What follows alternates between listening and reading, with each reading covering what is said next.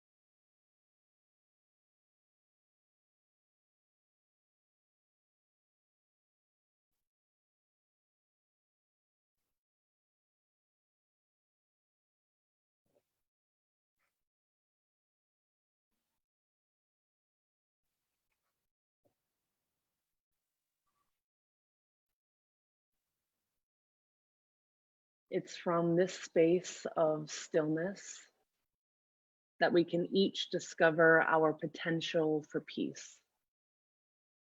It's from this place that we respond rather than react. This type of meditation, coming back to yourself, can be used throughout your day. Just a few short moments of being with your breath,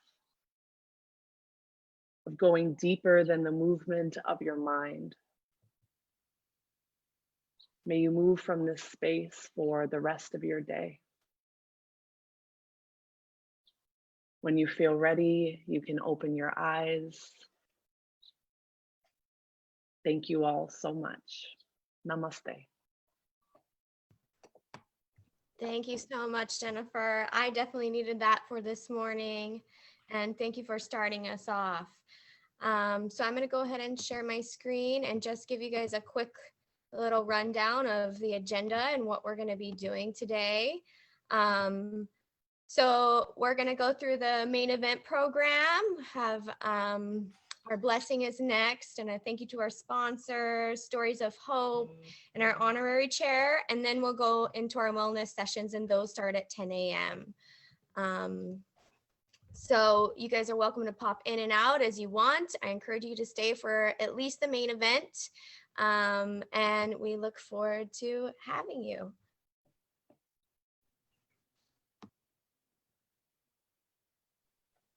Hi, I'm Kumi MacDonald, Executive Director of NAMI Hawaii, and we're so grateful that you're participating with us. I want to introduce my dear friend and brother, Reverend Kahu Stephen Costa, who has been a wonderful champion for our cause. He works in the community with homeless. He works with prison ministry. He works within the community supporting mental health, and he has done the blessing for many of our events, including many of our past walks. So without further ado, Kahu Stephen, take it away.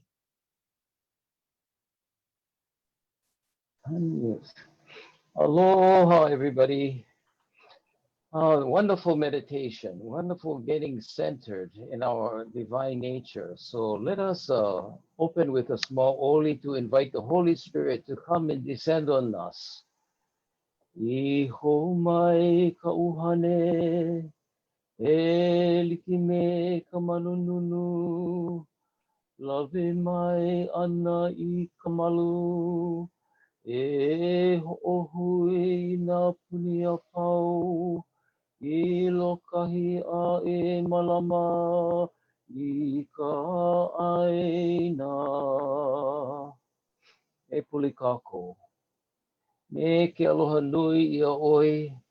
With great love in our hearts for you, ke akua, we bow our heads and lift our spirits to you. Loving Creator, we come to you on this NAMI Walk Day to ask for your blessings upon this event for the mission of NAMI Hawaii, because we know that you are a God of love and compassion. We come to you because you, Divine One, love each one of us just as we are, and you walk with us on our individual journeys through life. We find ourselves in a season of consuming chaos and upheaval. Good plans must be discarded. Important work is disrupted and uncertain. Our very lives are at risk. Much of what we have depended on seems to be on the verge of being swept away. With Isaiah's servant, we lament that in vain have been our lives, and for vanity and nothing we have labored. Sometimes, Divine Spirit, we feel discouraged and hopeless in the face of so many challenges. Help us to see ourselves as you see us, persons of great value and worth, persons of creativity and potential. May we come to understand the interconnectedness of mind, body, and spirit in bringing about health and wholeness. Bring hope where there is now only gloom of despair. Bring light where there is now only the darkness of night. And may we go forward into our communities with a renewed sense of vision, hope, and the possibility of a bright future. Mahalo ke akua no po mai kai a pau. I loa mai ia oi mai. O o nani ka makua ke keiki ka uhane hemolele. In the name of God the Father, God the Son, and God the Holy Spirit we pray. Amene. Amene.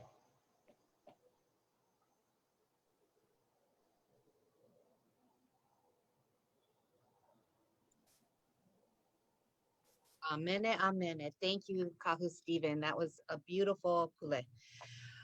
Next, I would like to thank the sponsors because we couldn't do this event without our amazing sponsors who have donated to support our cause.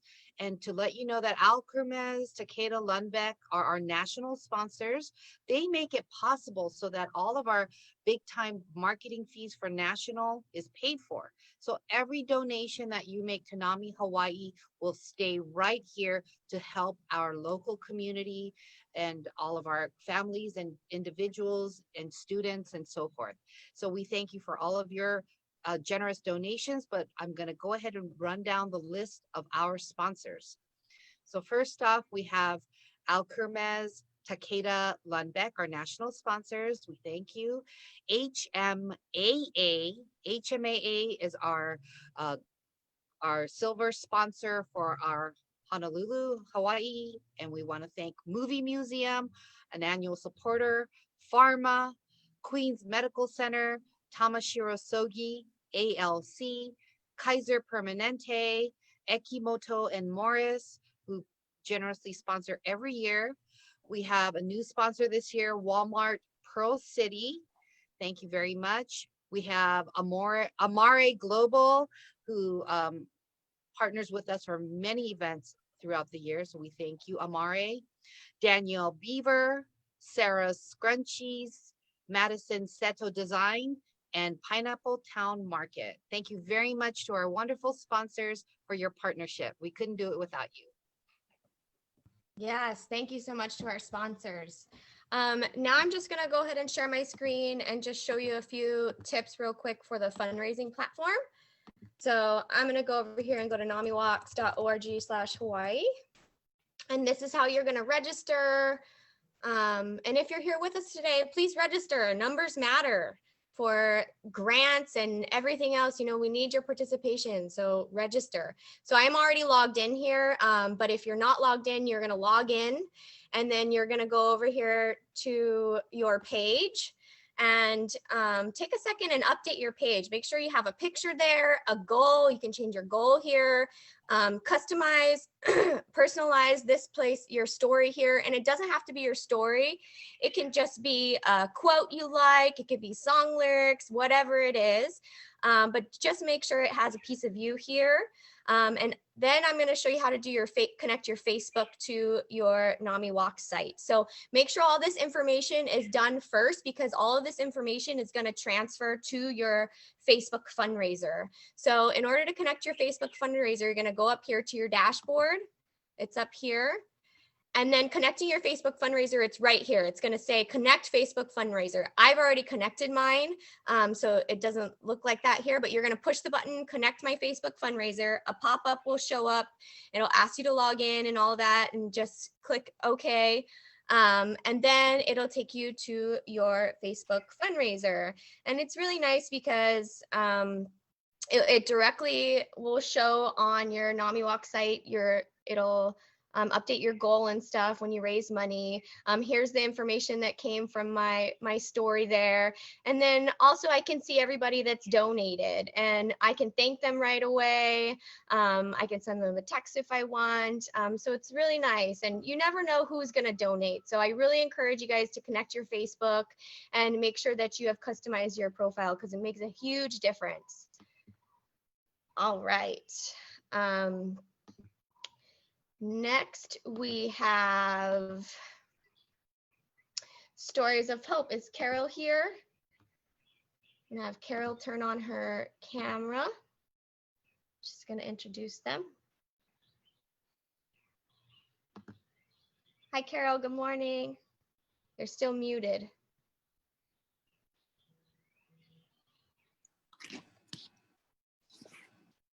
you see me now? Yes. Go ahead, take it away. Okay. Well, good morning, everyone. It's my honor as president of NAMI Hawaii to welcome you to our walk. I'm very, very proud of the work we're doing, and I thank each and every one of you for helping us. You know, many families experience grief and confusion when one of their loved ones gets diagnosed with a mental illness. But NAMI is about hope.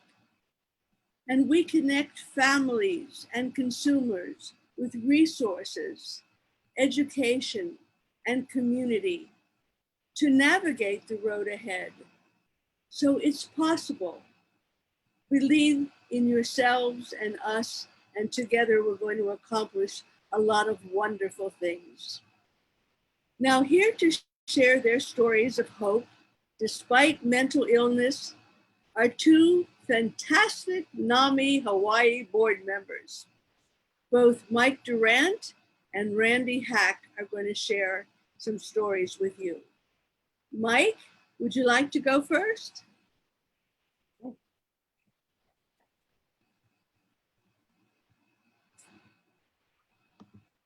Hello. I think it's Randy going first. Randy. You change it around? That's okay. It's all right. So Randy, are you there? Yes, I'm here. Do you hear me? We hear you loud and clear. So I guess we all do. Go ahead. Take Do it you away. hear me now? Okay. My name is Randy Hack, and I'm living with a mental illness, at least one, probably more. Do you all hear me now? Good. Carol? Yes, I hear you fine. And I spent 20 years of my life in recovery, and with a lot of incomplete tries and going to rehab facilities, etc. It never quite worked for a long time. When I was young, I started in the mental health system with a visit from a psychiatrist who happened to be an Army officer. And he really did not do much, because I think in those days there was very few, if any, medications. I had no idea what the results of the visit, and I didn't know what was going on.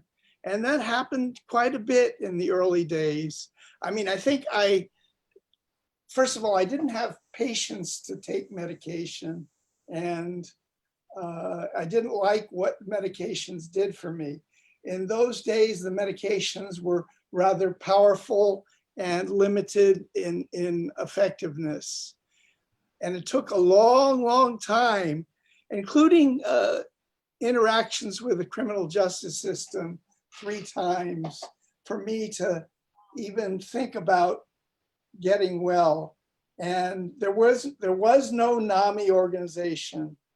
There was Mental Health America, but they really weren't around for me. And I felt so alone. And I became homeless as a young man, say age 21. And I remember walking 2 miles to get a handful of peanuts from a bar.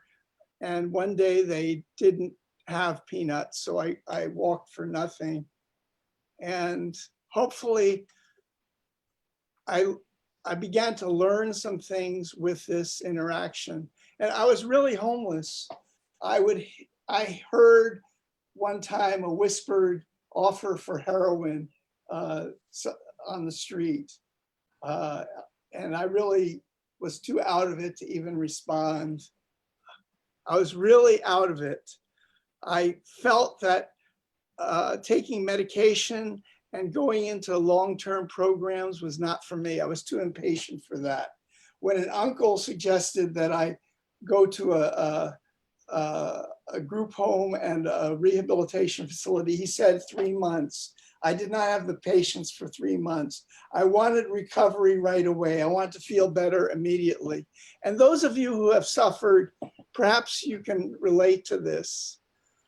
It took a long, long time for me to even think about recovery. And I made my way into various rehabilitation facilities for drugs, where I kind of belonged and kind of not belonged on the periphery, and was often victimized by those with more hardcore addiction problems. But I learned from this. Now, I began getting my head together after going into a group home in my 30s. And this group home was affiliated with a mental health center. And I found a stable place to live. And that really provided the base on which I could build my recovery. I still had a lot of problems, and I still have quite a bit of problems even today. But I began to feel better. I began to take some therapy. I began to take medications for my situation. And I'm very religious about taking my medication. I mean, religious in the sense of it's my duty. And so I began to get more together. And through the adult mental health division, a Diamond Head Mental Health Center, I began to get on the road to recovery. Then through the Division of Vocational Rehabilitation of the Department of Human Services, I became a rehabilitant candidate. And it took about 5 years for me to get an education and continue with my recovery. And it wasn't always easy. I had fits and starts and what you call relapses. And I'm not sure whether I'm really together now, but I try. I learned a bit about fundraising from some of the hardcore addicted types that I was around. I mean, I think on the street they would call it hustle. And I call it a turned around situation. And I got some friends, like my friends at Movie Museum, who sponsored this event, and some other friends, not a lot, but just enough, and hopefully began to get it together. And now I've done quite a few things. I had a career at Adult Mental Health Division, taking complaints from consumers and family members statewide. And I was there, I retired about 3 years ago. I have had continuing challenges. I became addicted to opiates for a while, but I've been clean for a couple of years now. And hopefully I will continue in my retirement and try to enjoy some of the fruits of my labor, which includes giving back to the community, because that which I was given is, you cannot put a price on it. It was priceless. And hopefully I will serve as an example to some people who are less recovered, and you can do it, and there is a lot of hope. So I learned as in a training 5 elements of recovery: purpose, hope, which is so important, acceptance, I accept my mental illness, responsibility, I'm responsible for my actions, and mutual assistance, we help each other. So there is a lot of hope. You can do it. And I hope each and every one of you participates in this walk and this event and learns something. Thank you. Randy, you have been on quite a journey. And bless you for sharing all those intimate details with all of us. I know your words will have great meaning for so many people who are listening and struggling in the many ways that you struggled as well. Thank you so much, Randy. You're welcome. Thank you. Now sit back, and we have another story to share with you. Mike Durant, are you there? Yes, I'm here. Can you hear me? I can hear you loudly and clearly, so I trust everyone can as well. All right, Mike Durant, you go right ahead and share with us. Okay, thank you so much. Happy to be here. We've been participating in the NAMI walk almost from the very beginning. So it's a little different feel here today just to be on a camera. My wife and I, Margie and I, walk in memory and celebration of our son, Jay. Jay was the younger of our two sons, and he was a good athlete. He was talented in music and art. He was a great photographer. He did pottery, and he really had a terrific eye for colors. So that's the mark of a good artist. They can see colors and how they blend together and work together. He was always very kind and always helping others. He developed this mental illness in high school. We found symptoms going back even maybe in 10th grade, 9th grade, 10th grade. But we didn't really recognize them, though. Even though my wife's father was a psychiatrist, and she worked in his office, and she was in high school and things, and he had passed away before, actually before Jay was even born. But so we were not, unaware, but we just didn't see the symptoms. We just didn't see it. And around Christmas time, when he was 19 years old, there was an incident that became so obvious that something was wrong. But we were able to get him to a doctor, and he was willing to do that, which is important. The first diagnosis was bipolar, but that later became schizophrenia. He was hospitalized. He was actually hospitalized about 3 times in the 2 years or so, and then we were able to send him to Menninger Clinic in Topeka, Kansas, and that's a residential treatment center, which doesn't exist anymore. But in any case, he did quite well there. Was there for 2 years and came back, and didn't have the same support when he came back, and started, as time went on, being a little less compliant in his medication, and sometimes less willing to see a doctor. He would see the doctor, but he not as willing to follow the doctor's instructions. But he went for like 7 years, and then he was hospitalized again. It is so unfortunate. The doctor who was at the hospital was also there when he first was sent to Menninger, and he said, "Oh, it's so tragic to see how he's, relapsed after this much time." But he had this situation that often case with somebody with a serious mental illness is that they're not aware they have the mental illness. Now, he would be sometimes, but not always. And especially when he was kind of relapsing, then he was thinking, well, I don't have a mental illness, so I don't need to take medication. But the interesting thing was that when he was on medication, he did fairly well. The medication worked pretty good for him. But of course, they have these side effects that he doesn't like. And in any case, he just continued to drift downward a little bit. And although he was still doing pretty well, he wasn't able to work, but he did live independently. And then he began a relationship with a woman, and then they planned to get married. But unfortunately, they had an incident, a very bad incident, and after that, he ended up taking his life.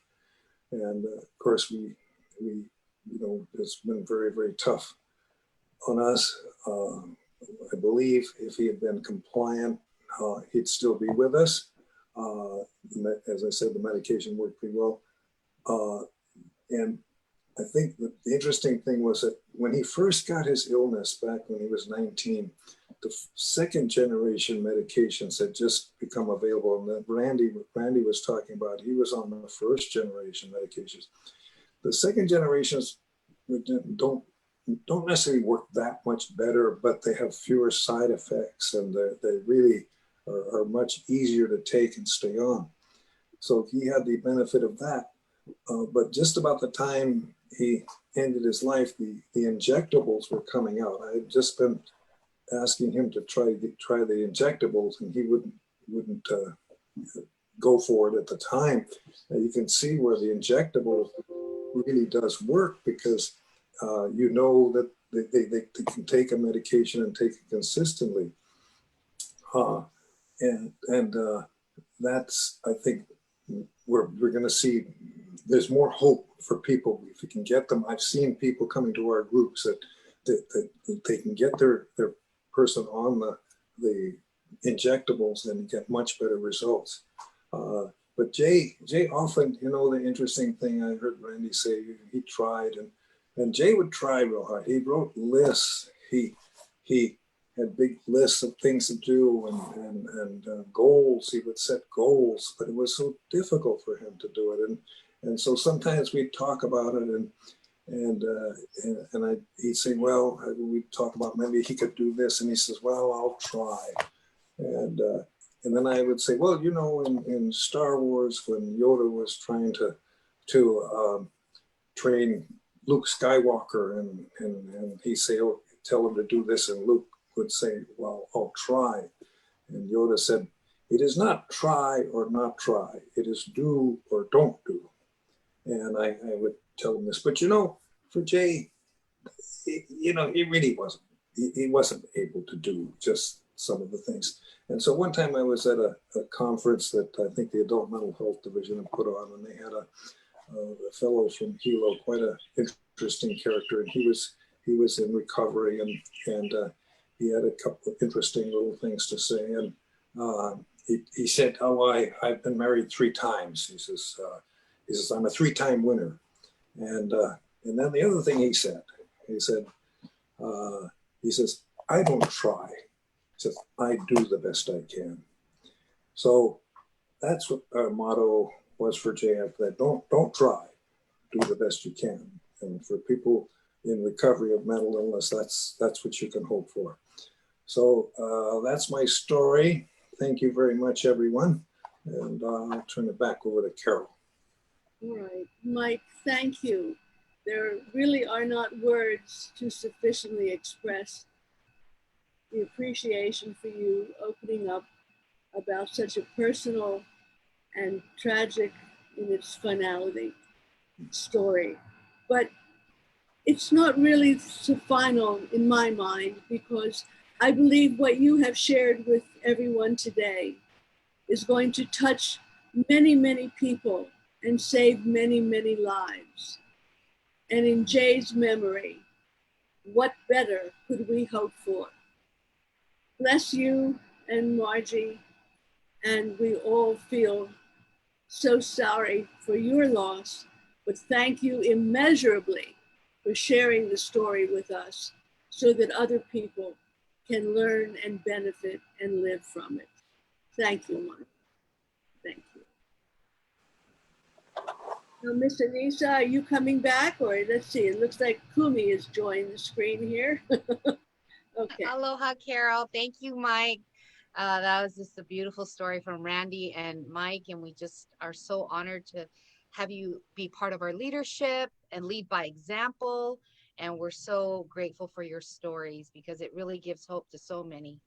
So next, I'd like to introduce to you our dear honorary chair for our walk this year. And it is a dear friend of NAMI Hawaii. He is Michael Broderick. He is a former family court judge. He was appointed this past summer for the police commission. He is the CEO and president of YMCA Honolulu. But more than that, he is an advocate for mental health. And he's been a friend to NAMI Hawaii for many years. So without further ado, thank you very much, Mr. Michael Broderick. Fear, apprehension, anxiety.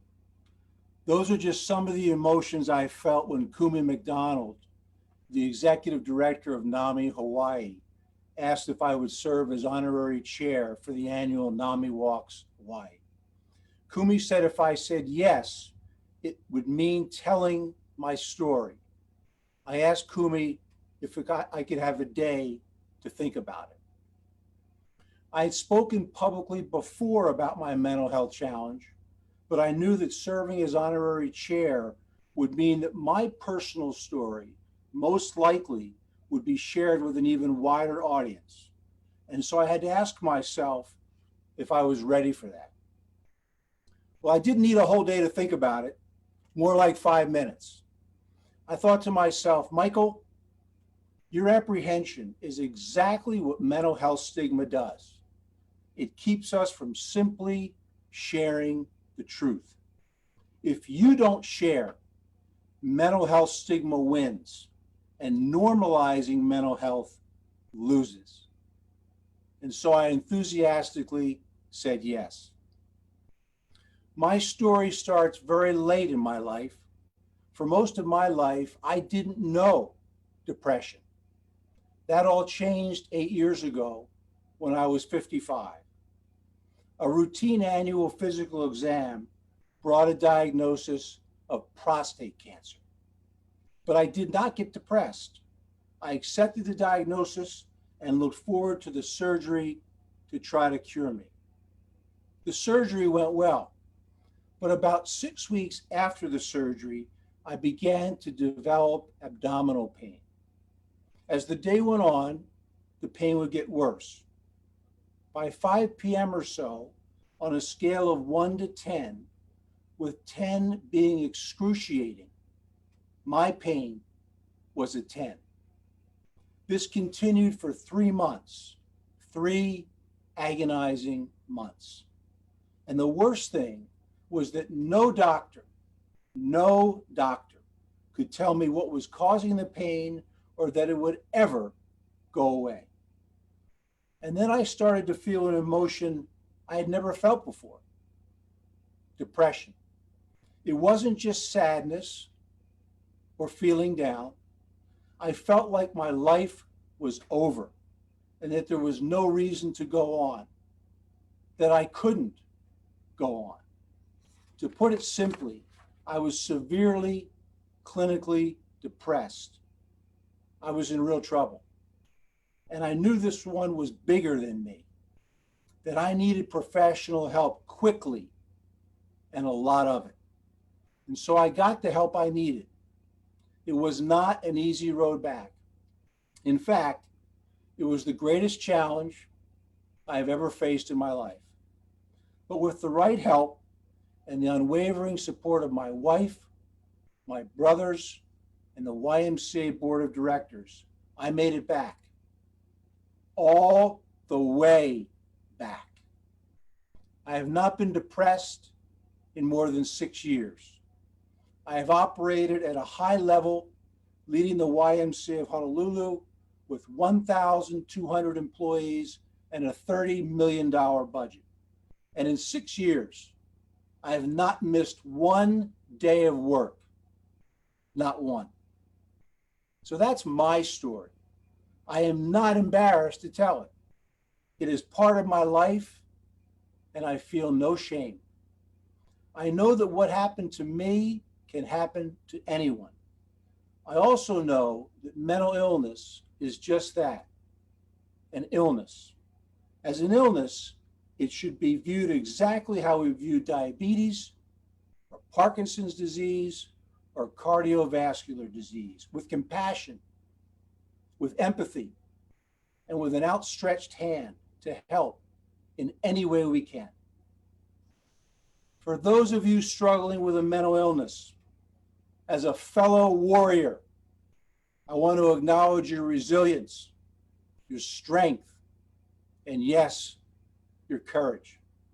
For those of you who are family or friend to the mentally ill, my sincere thanks for not giving up on us. Your critical support means more than you will ever know. Together, we will defeat the stigma surrounding mental illness. And when we do, the world will be a much better and much fairer place. Mahalo. Thank you so much, Michael. You know, stories are so important, and thank you so much for taking the time to share yours today. I know it means so much to so many people out there. You're very welcome. All right, we'll see you later, Mike. All right, that's going to conclude our main event right now. We're going to go ahead and take just a 10-minute break for you guys. If you need to go to the bathroom, get a drink of water, whatever it is, go and get your break. And then we'll come back at 9:50 for hopefully Kristen will be back in to introduce HOSA. All right, so I'll see you guys in 10 minutes.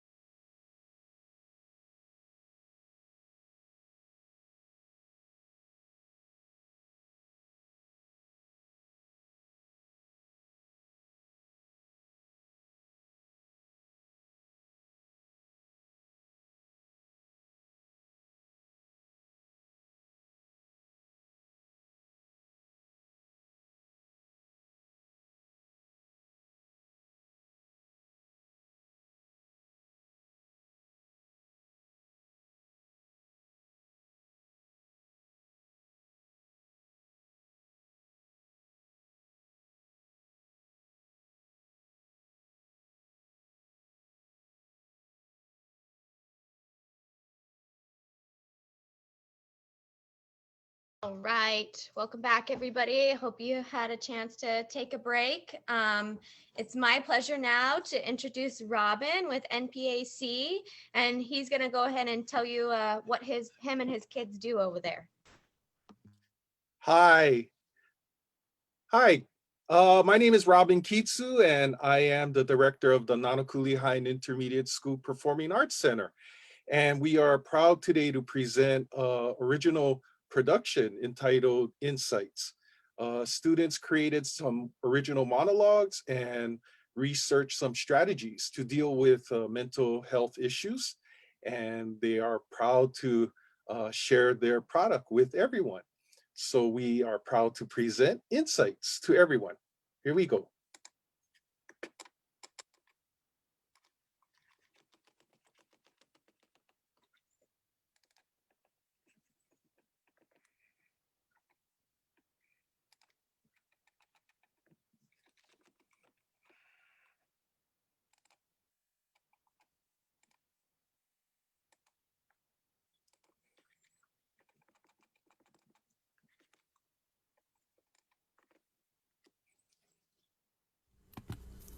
Hello, my name is Alexia Kale Aipo Lanito Oito'oto'o, and we are the Nanakuli High and Intermediate Schools Performing Arts Center, or NPAC. And today, we would like to share with you our production of Insights, with 4 original monologues about people who are dealing with mental health issues, and the strategies they use to cope with it. As students of NPAC, we know how some of these issues can affect young people and adults, and we hope our presentation will provide some help to those afflicted with mental health issues. We now present Insights.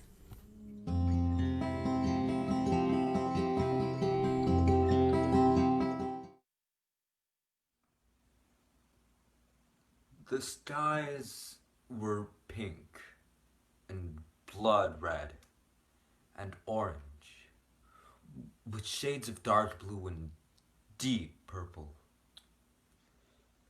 Indescribably beautiful, and now I can hardly remember it.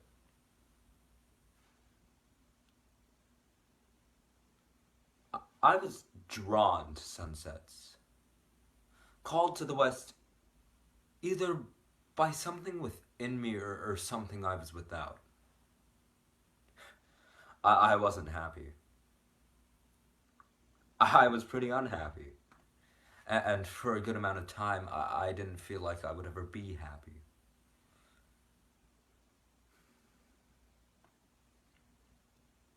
High school will never be a time of stability. The actual places themselves are like those drip trays on fountain drink dispensers in cheap restaurants. You know, they're sticky and gross. With so many flavors mixed together, they lose understanding of their individual selves. This is a melting pot of sociopaths, and if left unattended, it becomes disgusting and overflowing. Problematic.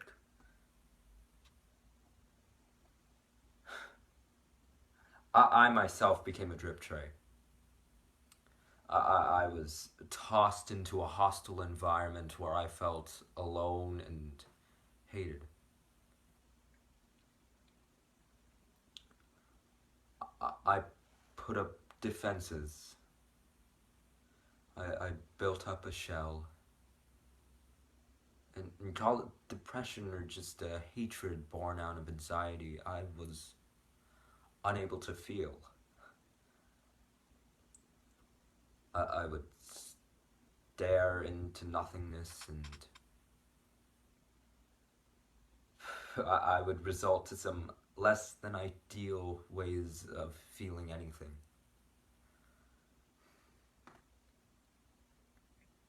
I know this sounds trite, but sometimes I couldn't bring myself to get up in the mornings.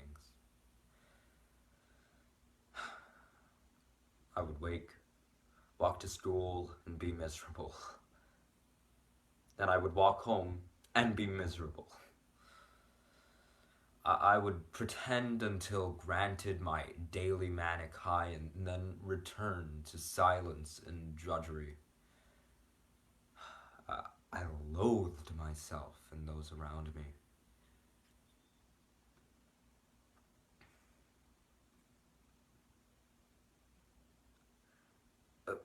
But every evening, as the sun set and the Ojai were orange, I would go and walk.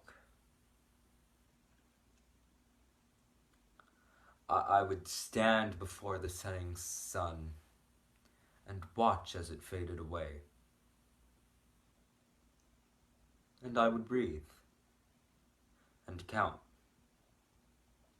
You see, every step I would take would be one step closer to a new beginning. Now I've stopped counting the steps. But I continue to count the days that I go and look at the sunset. And I know, and I can know, and I can hope that there are better days ahead of me. As Ethan said in his performance, counting has helped his character focus, and in NPAC, we do the same before every rehearsal. We help everyone focus by doing a clapping exercise that requires the participants to count from 1 to 30, and to clap once on multiples of 3, clap twice on multiples of 5, and clap 3 times on 15 and 30, as we count aloud together in unison. Here we go. All right, everyone, we are going to do the clap, and the pace is 1, 2, 3. Ready, begin. 1, 2, 3, 4, 5, 6, 7, 8, 9, 10, 11, 12, 13, 14, 15, 16, 17, 18, 19, 20, 21, 22, 23, 24, 25, 26, 27, 28, 29, 30. We now present Faith and her monologue. I remember standing in front of my bedroom mirror and writing down a list of everything that I hated about my body. My stomach, chubby cheeks, wide hips, thick thighs. Those are just a few of the many that I had. I guess I really never learned to love my body. I only saw it for what I didn't like and what I didn't look like. I know I didn't look like a lot of the girls at school. They could wear anything they wanted. Me, on the other hand, it was just jeans and a t-shirt. I mean, everyone wants to look like those girls on the top of magazine covers, right? So I cut back on how much I ate. I counted calories, carefully measured portions, and exercised. And at first it was healthy, so I began to lose weight. My parents started noticing, friends, even boys began to notice me. Then I had a new goal. I wanted to be even thinner. I realized that maybe I didn't need 3 meals a day, that 1 was enough. At first it was hard. I was hungry all the time. Then I would get used to having just an apple a day. Then came the days where I just stopped eating. It seemed like a competition within my mind to see how many days without food I could go. But everyone hits rock bottom at some point. I got treatment and I got help. I learned healthy ways to keep my weight off, and I learned that my body needs food to work and grow. But as I started to gain back some weight, at a healthy pace, the panic attacks started. I felt like no matter how much I wanted to eat, I just couldn't. I guess you could say I was afraid of food itself. I remember my niece's first birthday party. My aunt cut me a decent size of cake that looked delicious. But I just felt everyone's eyes on me at once, seeing if I would take a bite. My head started to spin, and my hands began to shake that I dropped the plate of cake and ran out the door. I remember lying on the pavement, feeling as if I couldn't breathe. And then I was having a heart attack. But it wasn't. It was a panic attack. Anxiety for me has come along with my eating disorder, but I've learned to manage both. I take everything one day and one breath at a time. One of the best strategies that I learned was deep breathing. My therapist called it the 4-7-8 technique. By counting my breaths and focusing on that, I was able to feel like myself in those tough moments. By controlling your breath, you gain control of yourself. And that's all I really wanted.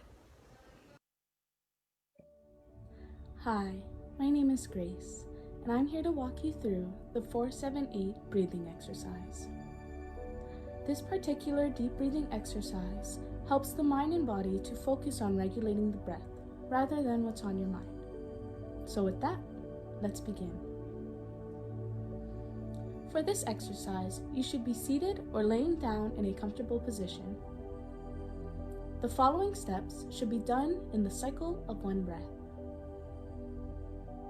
First, exhale with your lips apart. Make a whooshing sound, exhaling completely through your mouth. Next, close your lips. Inhale silently through your nose as you count to 4 in your head. Then, for 7 seconds, hold your breath.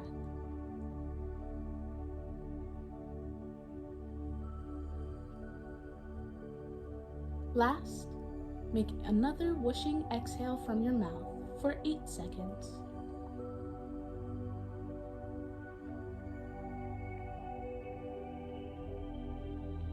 When you inhale again, you begin a new cycle of breath. Practice this same pattern 4 more times. As you do this technique more often, you can slowly work your way up to 8 times.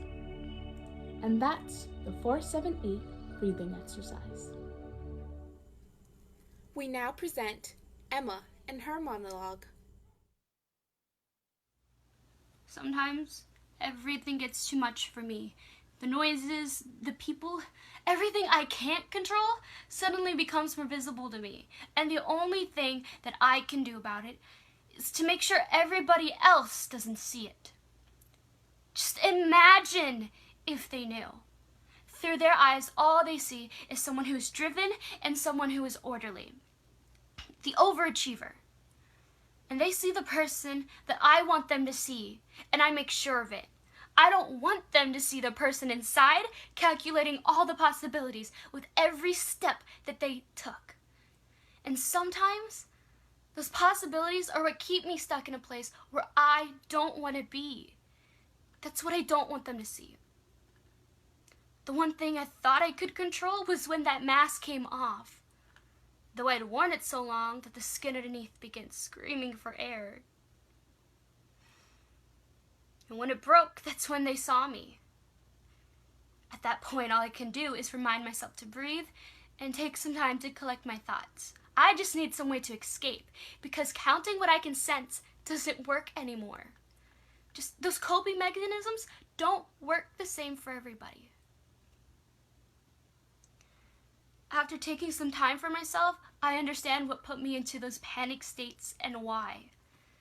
I found some things that helped me decompress and calm down. I started listening to lo-fi music because the beat calmed me, and I started journaling my day and how I felt throughout it.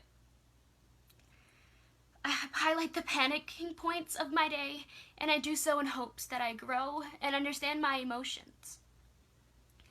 And by doing these things, I'm in a better place. And now that I'm in this place, I don't need my mask anymore. My mask is outside gathering cobwebs, while my smile is out making friends. At a safe distance, of course. Journaling can be one of the best ways to deal with stress and anxiety. It allows anyone to express their emotions, talk about their day, manage stress, and more in their daily lives. Many studies have shown that journaling has been effective for health, happiness, and stress management. Here are a few ways to get started. There are many ways to start journaling. The usual advice would be to use a pen and a paper and begin writing. However, since technology has advanced, many people prefer to type or digitally write their journals. Pick what's best for you.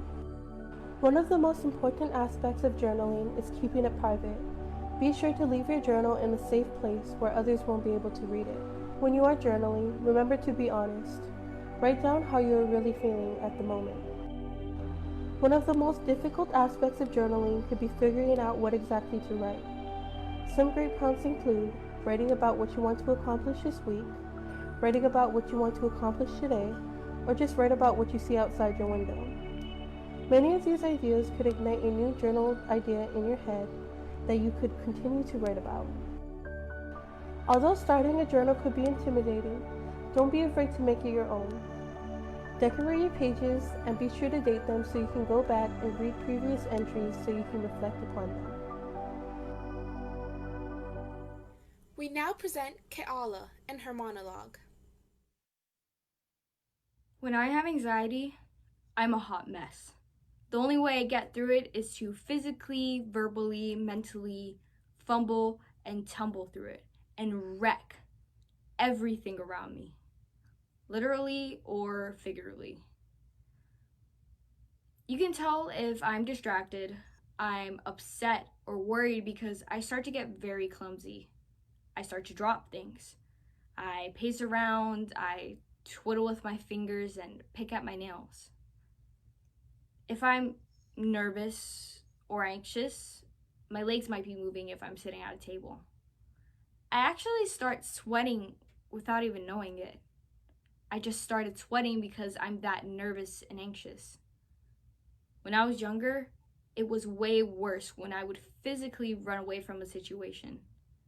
When I would run away, that would be when I'd have a physical meltdown and not be able to catch my breath, going into full shock. But sometimes the only thing that would help me is for the world and my mind to stop. In times of stress and anxiety, I would ground myself. My therapist taught me this method to focus on the little things to help my mind to just shut off for a couple of minutes. It's called the 5-4-3-2-1 method. Grounding has helped me tremendously during my panic attacks. No matter where I am, I can always take a moment to catch my breath and ground myself. Hi, my name is Miley, and I'm here to teach you the 5-4-3-2-1 grounding technique. Grounding is a type of coping strategy that helps bring you back to the present moment. Before beginning this exercise, sit or lay down in a comfortable position and focus on your breathing and find your breath. Now, let's begin. Acknowledge 5 things that you can see around you. It can be anything: a pen, the ceiling, your phone. Find 5 of these things and focus on it. Next, find 4 things that you can touch. This can be your hair, a pillow, a table, just to name a few. Remember to keep taking slow, deep breaths as you do this. Find 3 things that you could hear. This can be your fan, or your stomach grumbling, or even the wind blowing outside. Now, indicate 2 things that you can smell. Maybe, right now, you're in an office and you can smell the freshly printed paper. Or, if you're at home, the smell of your pillow. Finally, acknowledge 1 thing that you can taste. What can you taste right now? Think about what you ate prior to this. Maybe you can taste that. And that's the 5-4-3-2-1 grounding technique. This technique can be done at any time and anywhere if you ever feel stressed. Thank you for joining us today, and we hope that we have given you some insight into what people, young and old, go through, and some strategies to help you cope with these mental health issues. Thank you again.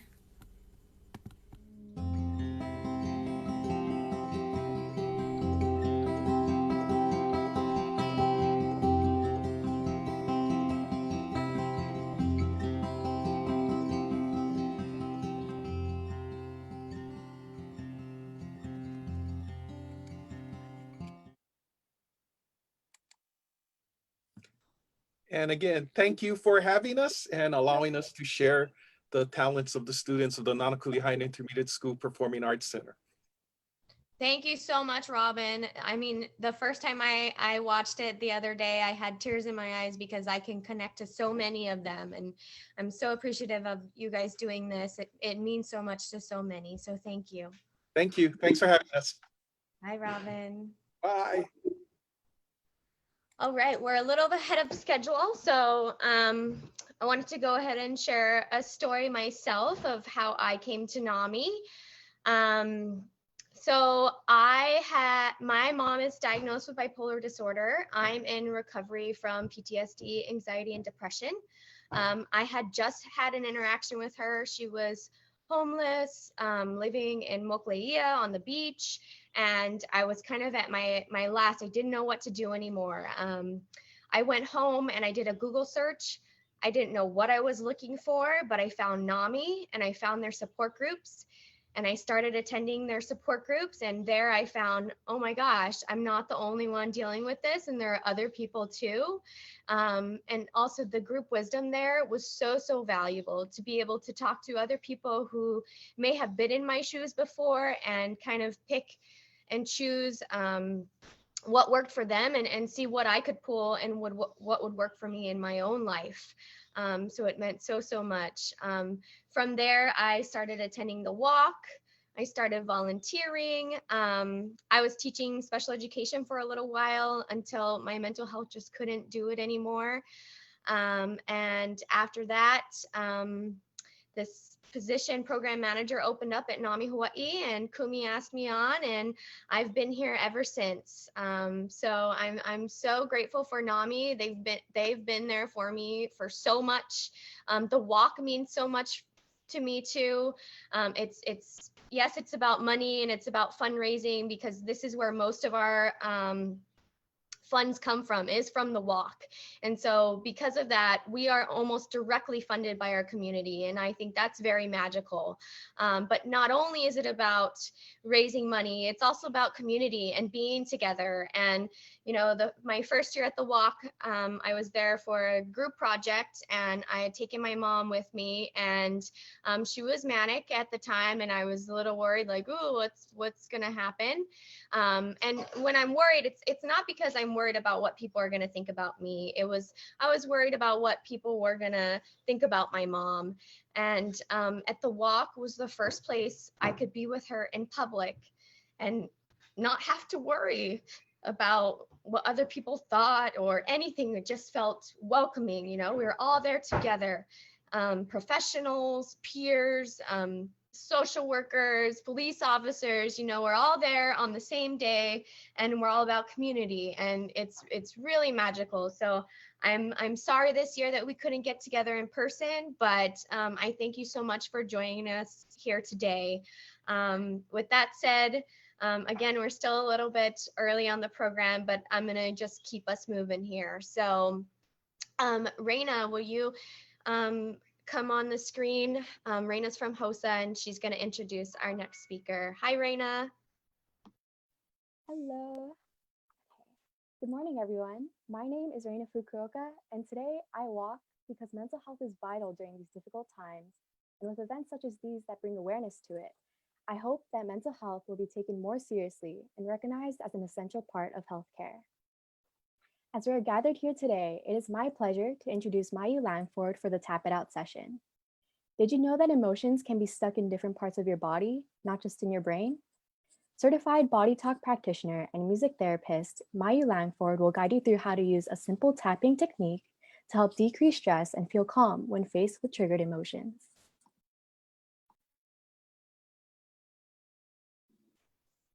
Hi, everybody. Good morning. It's an honor to be here. Thank you so much for having me. It's last year at the NAMIWalks, we did a big opening music circle. And as a music therapist, I was honored to lead that circle. And it was just an amazing day of community. And Kumi and Anissa always do such a wonderful job.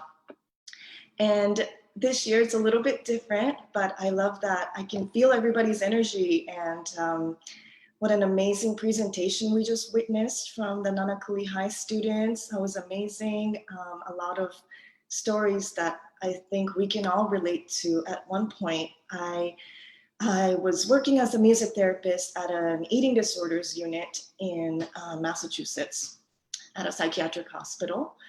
And music, just like you guys were saying with the NPAC students were saying, when we have some kind of mental health issue, it's never just a mental thing.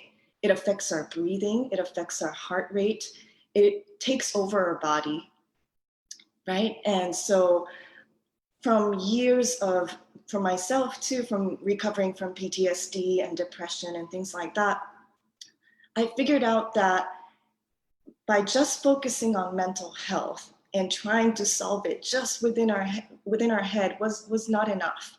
So I started learning all kinds of different holistic techniques, and one of them, on top of being a music therapist and using music and actively participating and making music, I also learned a modality called body talk, which is basically, if you guys know anything about, if you've heard of EFT, emotional freedom technique, it's a tapping technique, but basically body talk is more of a comprehensive system where a lot of different types of both Western and Eastern medicine philosophies are combined, and we ask the body what it needs.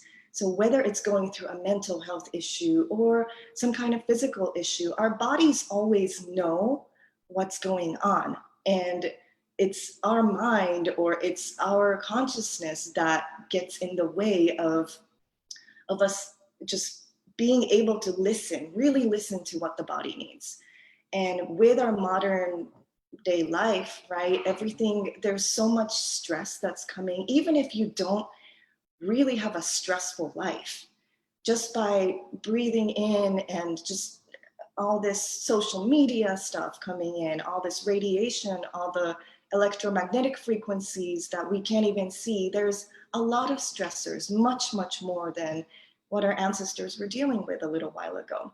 But biologically, we're still wired the same. So we just need to come up with more and more ways to instantly go back to a state of balance and homeostasis. And just like some of I loved the breathing exercises that the students walked us through. And what I'm going to show you today is a little bit similar. We're going to do a little bit of breathing and we're going to add the tapping to it. So let me share my screen and I will go through a few different slides. Let's see, okay.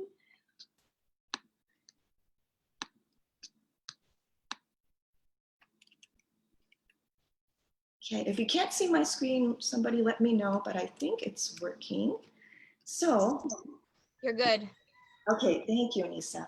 So just like I said, our mental, emotional, physical health are all connected. We're all a whole being, right? So just because we have some kind of mental struggle or illness, that doesn't mean that our bodies are not affected. We're not just this combination of all of these trillions of cells that's just at the mercy of our biological functions. And something like body talk, we believe that there is an innate intelligence within the body, and there is a bigger consciousness that sort of orchestrates our entire body-mind complex. So like I said, if we have more and more tools that we can use to manage any of these incoming stressors, then we can promote the body's natural tendency toward homeostasis, and we can be a lot healthier and happier. So when dysfunction occurs in the body or the mind, it's not necessarily because there's something wrong with our brain, or there's something wrong with our back, or there's something wrong with our stomach. It's most of the time, it is because the different parts of our bodies are not communicating in the way that they're supposed to. So body talk and different kinds of these methods, and even just simple breathing techniques, are all about getting the body to become integrated and whole again, so that these different parts of the body are not just, you know, just going off on its own and not listening to this other part of the body, and therefore there's a disconnect there. So we really, I feel like in this modern day and age, we love to compartmentalize everything. We love to label and compartmentalize everything, right? So we have a weak stomach, or I have a bad back, or a bad knee, or I have this condition. And oftentimes that doesn't really help with the underlying causes of what's happening. And those underlying causes, even the physical things that we experience in our body, often have huge emotional underpinnings. And the other point that I wanted to really stress today is that the stress and trauma can be stored in our bodies. It's not just an emotional or mind or brain related thing. Because our bodies are mostly made up of water, right? So some people say 75% of our body, some other people have said up to 85, 90% of our body's cells are made up of water. And what water does is water is a conductor, and it's a storage, it's a storer of memory. So I'm not sure if you guys know about Dr. Emoto. He was a Japanese scientist who did a bunch of research on how water stores memory. So he had different jars. He would do all these experiments where he would talk to these glasses of water or label it. You know, one would be hate, or you're ugly, and the other one would be you're beautiful and love. And he would, and some other, you know, neutral glass of water. And then he would do that for several days. And then he would look under a microscope to see if the water crystals were any different, depending on how you talked to them. It sounds strange, right? You're talking to a glass of water. But astonishingly, he found that the glass of water that was labeled with hate and you're ugly, all this negative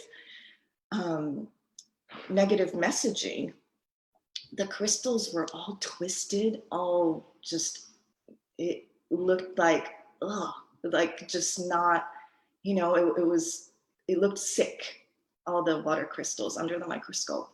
The glass of water that was told that it was loved and it was beautiful, the crystals were perfect, like looking like snowflakes. So that's how water can actually store the memory of emotional triggers and traumas and things that happen. And since our bodies have so much water, it's no surprise that these traumatic experiences that we had, and not just trauma too, good memories as well, can remain inside our cells and literally get lodged in our cells. So when I learned about this, I was really fascinated. So, okay, that's why when you have PTSD, right, a little triggering event can just put your body into the fight or flight mode so quickly. And no matter what you do, a panic attack can ensue, or it just the body gets taken over. So the first step to release this charge is, in a regular body talk session, we go very specifically to find out where those things are stored. But in general, since we don't have time to do a full session today, but the first step is to recognize in your body where you might be storing that energy. And that could be where you feel a lot of tightness. A lot of people feel that in their stomach or their diaphragm. You know, our diaphragm is one of the biggest muscles in our body, but imagine if you're surprised or shocked, you do that gasp, right? So that's a lot of times that consciousness of that shock and the trauma can literally be stuck in the diaphragm. So, and for some other people, it could be, you know, the bladder, the liver, lower back, could be a migraine. So wherever it is in your body that you just by listening to your body, okay, when I think of this traumatic event or when I do get triggered, what part of my body actually feels tight, feels constricted, feels like that knot in the stomach feeling. So the first step is to recognize that. And it could be different parts of your body depending on the day too, right? Or depending on what it is. But from the years of seeing different clients, I've realized that we all have sort of a tendency to different areas of the body. So a lot of times, so hold on, let me back up a little bit. So the diaphragm's right below your chest, so right at the top of your rib cage right over here. So if you ever feel like a tightness right here, just hold your hand over that area. And then you can start with any of the breathing exercises that we just learned. I love that. The 4-7-8, inhale for 4, hold for 7, and exhale 8. That's an amazing technique. And also when you're holding that breath, what you could do, an extra thing that you could add there is to just any thoughts that come up during those 7 seconds that you're holding that breath, imagine it's like visualizing those thoughts being drawn to the breath that you're holding. And then during the exhalation, just let it all out. And so those negative thoughts or whatever that's triggering you can just leave your body with the breath. So in order to release any of the trauma and stress that you're going through, for example, I've had several traumatic experiences in my life, and I won't get into it right now, but sometimes I'll still, I'll get a flashback, right? And then I can feel that my heart rate starts racing a little bit. I feel that weird knot in my stomach feeling. And so the best thing to do during those times, of course, in addition to the breathing, is to move your body. You want to just shake it out. The reason why our body feels that way is because our stress response, our fight or flight response is activated. And so all of our stress hormones are being released and we're ready. All of our blood is rushing to our muscles. Our pupils are getting dilated. Our heart is getting faster. Blood pressure is high. So the reason why our body does that is because if it's a real survival situation where you're being attacked by a bear, then you have to fight it or run away, right? But most of the time especially if we're just thinking of a past event, then there's no imminent danger to your physical body, but your body is still producing the same stress hormones and everything, and your heart is racing. All of the physiological mechanism of the fight or flight is activated. So if you're just sitting there, then none of that is getting used, and it just becomes stored in your body as more stress hormones. And that can lead to all kinds of different things like hormonal imbalance and weight gain, all kinds of different things. So it's good to do some kind of, you could even like punch in the air or something like that, or do jumping jacks, whatever that you feel is going to just run around your living room for 5 seconds, anything that activates your body for just a little bit, that's a little bit high intensity, that's great.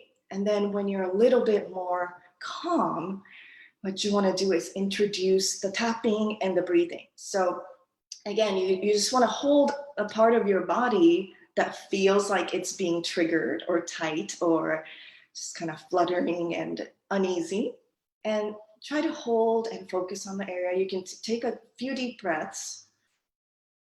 or do that 4-7-8 technique for a few cycles to just get yourself calm. And then what you want to do is with your other hand, tap over your head. And when you're tapping over your head, you want to cover both the left and right hemispheres of your brain. What you're doing with the tapping, it's kind of seems silly, like you're just tapping, but what it's doing is basically when you're feeling stressed out, the brain is shut off, right? The brain is just being taken over by the stress response.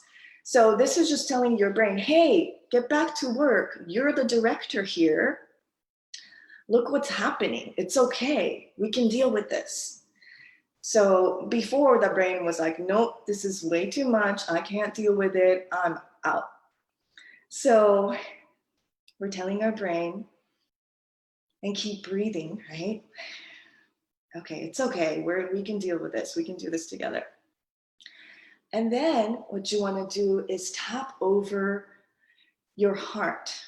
Your heart is actually 60 times stronger than the brain in terms of the electromagnetic charge that it emits. And it's responsible for storing the memory in your body. So it works with your entire body to store all of these things. So you want to tap over your heart and let your heart just work its magic. And then keep breathing, yeah, and tap over your belly, like right over your belly button. Now your gut is central to your immune system, and I feel this is, even if you're not having a stress response or some kind of panic attack, this is really great to do on a day-to-day basis, especially with everything that's going on. It's so important to have our immune system fully functioning. And they say something like, 80 to 90% of our immune system is actually in our gut. This is also where most of our serotonin, like over 90% of our serotonin is produced. So it's really, really important to take care of our gut. So tap over your belly button.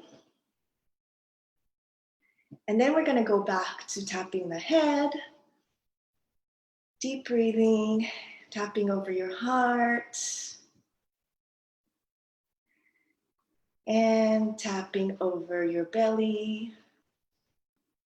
And you can do this for as many cycles as you want.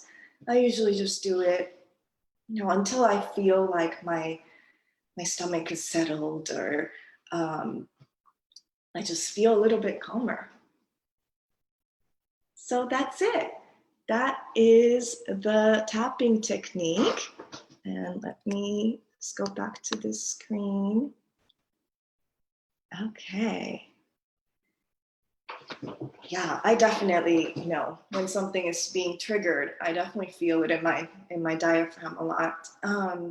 So I hope that you guys are able to use this as well. And it's so amazing how our bodies are, I also feel that in a way, having had mental health issues have taught me to be more sensitive and to be more aware of my own self and my body. So I never want people to experience depression or anxiety or PTSD, but I know that there's always a silver lining in everything. And so from all of our experiences, I'm just so inspired by the high school students, and saw a lot of myself years ago, right, in your testimonies and in your experiences as well, that because you are so aware already, you're only gonna be able to really listen more and more to yourself and walk through life with more of a conscious, more of a conscious way of living. And that will translate into how you approach others, how you interact and have your relationships. But definitely it all starts with you, right? So I think because I'm also a music therapist. And last year we had such a great time doing the big circle with the song, the Bob Marley song that we did. I don't know how many of you guys were there, but let's do a little, I have a few more minutes. So let's just finish this with a song. And before I go into the song, I also wanted to let you know that, oh yeah, there's one more screen. Hold on just a sec. That I am here for any questions and answers. You're welcome to, let me full screen here. Okay, you're welcome to email me anytime if you want to find out more about how Body Talk works or about music therapy. There's also, I put up a little bit of information on my website, paradisehealingfarms.com. And it's farm because my husband and I have a farming business on Kauai, and we integrate just our natural products and therapies and all of that into our farm. So you guys can check out more information there. And as a special bonus for all of the NAMI walkers, I prepared, I'm giving away my music therapy at home, Finding Your True Voice workshop. It's like a 40-minute workshop, and you can download it for free on this website. And it's just open for you guys. It's paradisehealingfarms.com/NAMI. So you can, if you just sign up there, you'll get an email with a link to the video, and I'll do a little bit of it's a little bit of a similar thing. I do some tapping in there and do some vocal exercises and breathing and all of that. So let's stay in touch, and let's finish with the song. Okay, so if anybody's wearing earphones, just watch out for your volume.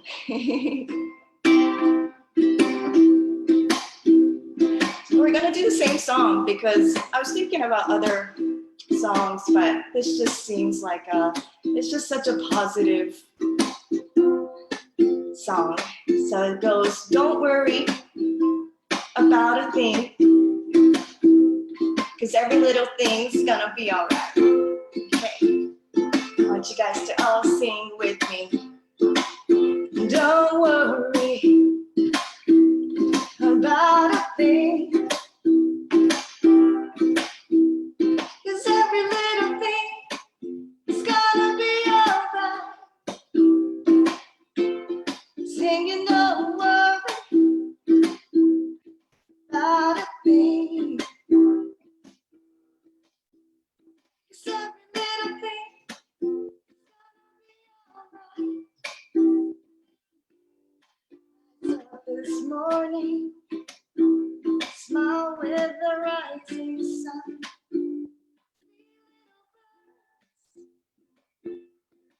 On my doorstep, sweet songs of melodies pure and true. This is my message to you.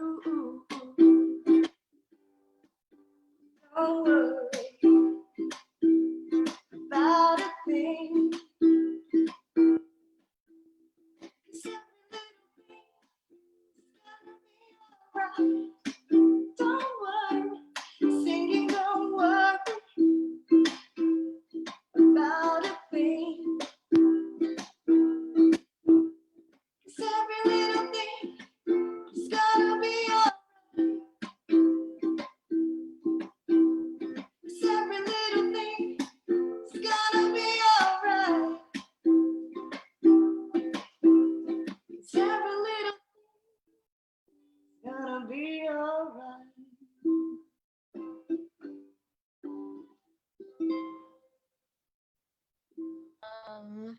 Beautiful, Mayu. Thank you so much. I appreciate you. Thank you guys. Thanks so much for having me here. Thanks, Mayu. Everybody loves you. See you. Aw, I love everybody. Aloha. Thank you. Bye. Bye. Actually, next up, I want to bring Kristen on screen just to introduce HOSA and what they're all about.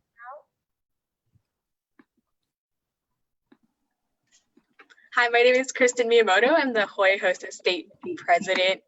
And HOSA Future Health Professionals is a student-led organization that works at the international, state, and local level. And the delegation includes students from the post-secondary, secondary, and middle school divisions. And so Hawaii HOSA works as a pipeline for Hawaii's future health professionals by fostering leadership and interest in the healthcare careers. And we do this through volunteer opportunities, workshops, and leadership conferences. And we have partnered with NAMI for the past few years, and we're looking to continue promoting mental awareness with them in the future. Thank you. Thank you, Kristen. Yeah, HOSA volunteers with us every year, and we're so thankful for them. They help us set up and break down and all of the in-between. So thank you so much to HOSA. They're the kids that are going to be introducing all of the wellness sessions. So next up, I have Jeremy from HOSA to introduce Tanisha. Good morning, everyone. My name is Jeremy Ron, and I walk because I believe mental health is important, especially during challenging times like these. It is my pleasure to introduce Tanisha Rudas. Tanisha is a licensed massage therapist and a certified medical massage therapist on Oahu. She was born and raised on the island of Maui. She has a variety of techniques under her belt, but her favorite style is called a shiatsu. A shiatsu means foot pressure, but it's a different modality from the style Thai massage. She has been playing the soccer since she was 5 years old, so anything that deals with her feet comes naturally to her. She found her passion as a massage therapist because she wants to help others get back on their feet and go through life without pain. Tanisha provides massage services on Oahu. Please give a warm welcome to Tanisha. Hi, everybody. Can you hear me? Yep, we can hear you. Oh. Okay. Aloha, everybody. My name is Tanisha Ruidas, and I am a licensed massage therapist at Body Balance. Thank you guys so much for having me today. So today I'm going to be sharing with you guys some self-care massage and stretching tips that you guys could do in the comfort of your home. And just to let you know, every single body has knots and triggers. What are they? Knots, they are small lumps in the muscle that can be painful to the touch. And they can be caused by numerous amount of things. They can be caused by overuse, dehydration, stress, lack of sleep, lack of nutrition, lack of movement, and also like post injuries as well. So there's many factors to it. So what happens in the muscle when you overuse and you create a knot is when the muscle fibers detach from the muscle, and all those fibers pretty much go either in the center of the muscle or random places in the muscle, causing a knot. And unfortunately, they can't be taken away overnight. They do need to be addressed regularly, but in time, the pain will subside. So self-care is huge. Just taking a 5-10 minute break, hide in your bathroom if you need to, is pretty crucial with not only your physical state, but also your mental state. And so let's get started. So all of the techniques that I'm going to be showing you is in a seated position. And I'm going to be working from the hands to the back. So the first one I'm going to be teaching is starting with your wrist. You're going to rotate clockwise and counterclockwise, doing this maybe 3 to 5 times each side. This can help prevention of carpal tunnel. For those of you don't know what carpal tunnel is, it's when there's a nerve that goes in between your wrists. There's a tunnel in it, and it's covered by a sheet. When you are constantly in this position, not only does that sheet pinch that nerve, especially if you're on a computer, if your hands are on the desk constantly, that nerve is getting a pinch, and it has a shooting pain going into your arm, into your palm, or even down your arm. If you want to find out if you have carpal tunnel yourself, tap on your wrist. If it's a shocking pain, I would advise seeing your doctor, or if not, you are in the clear. So doing this helps prevent stuff like that.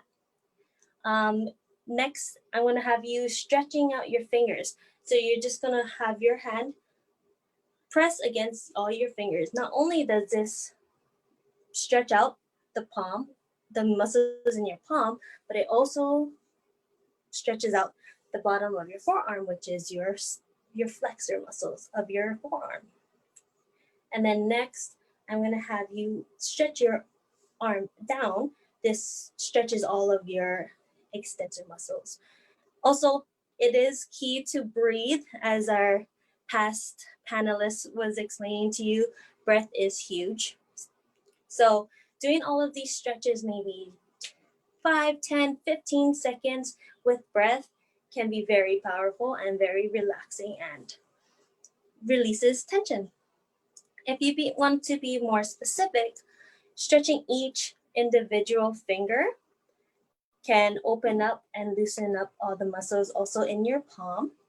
And this feels great, especially if you are a craftsman, if you are at a computer, if you're handling kids, playing with kids, doing arts and crafts with them, whatever it is, this feels really good for those of you that does those kinds of work.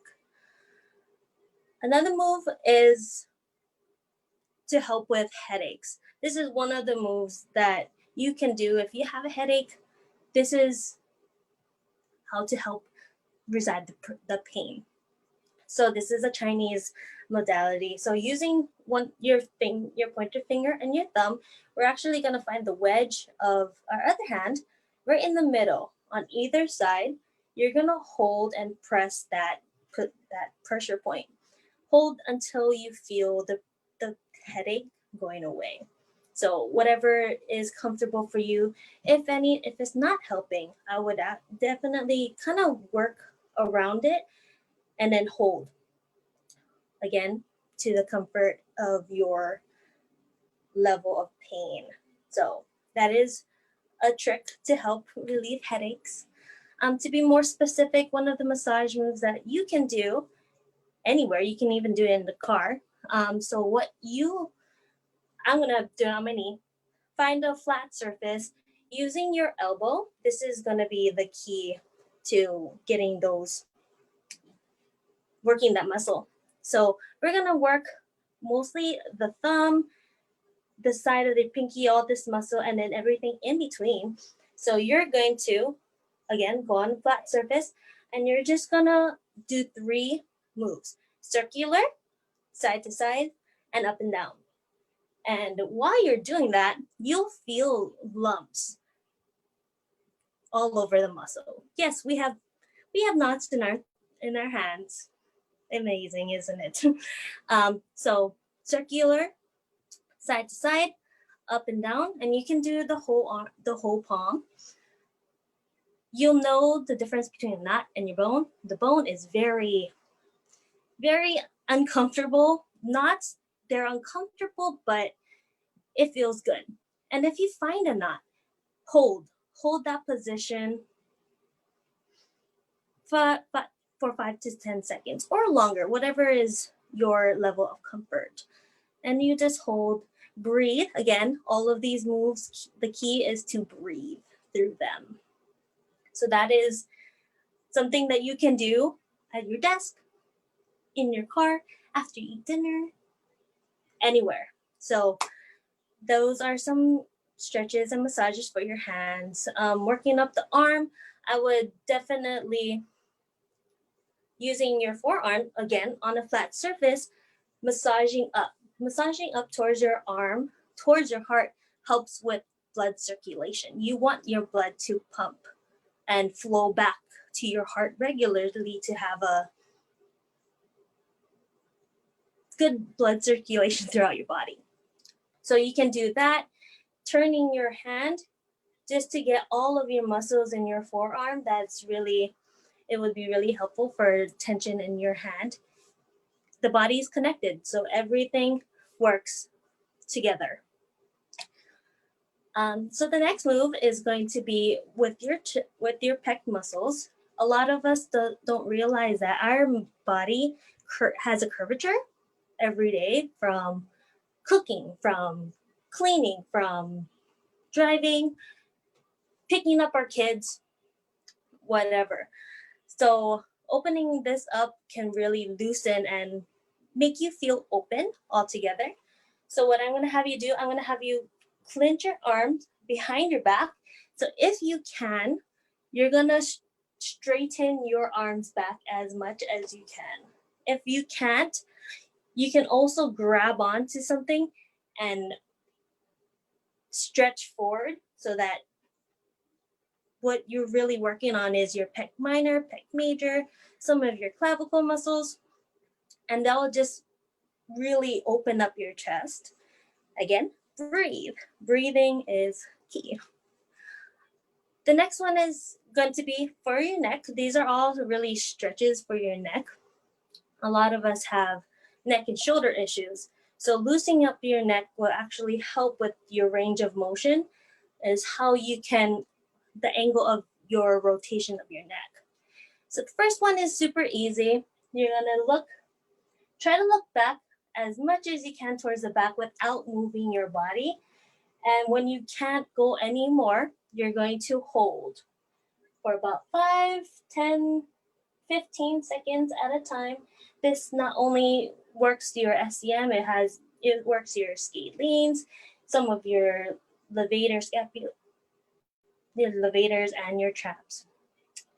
And then we're gonna do the other side. You're gonna stretch as much as you can, looking back with breath for 5 to 10 seconds. Next, we're gonna look up, stretching all of your thyroids, some of your SCMs, and to breathe.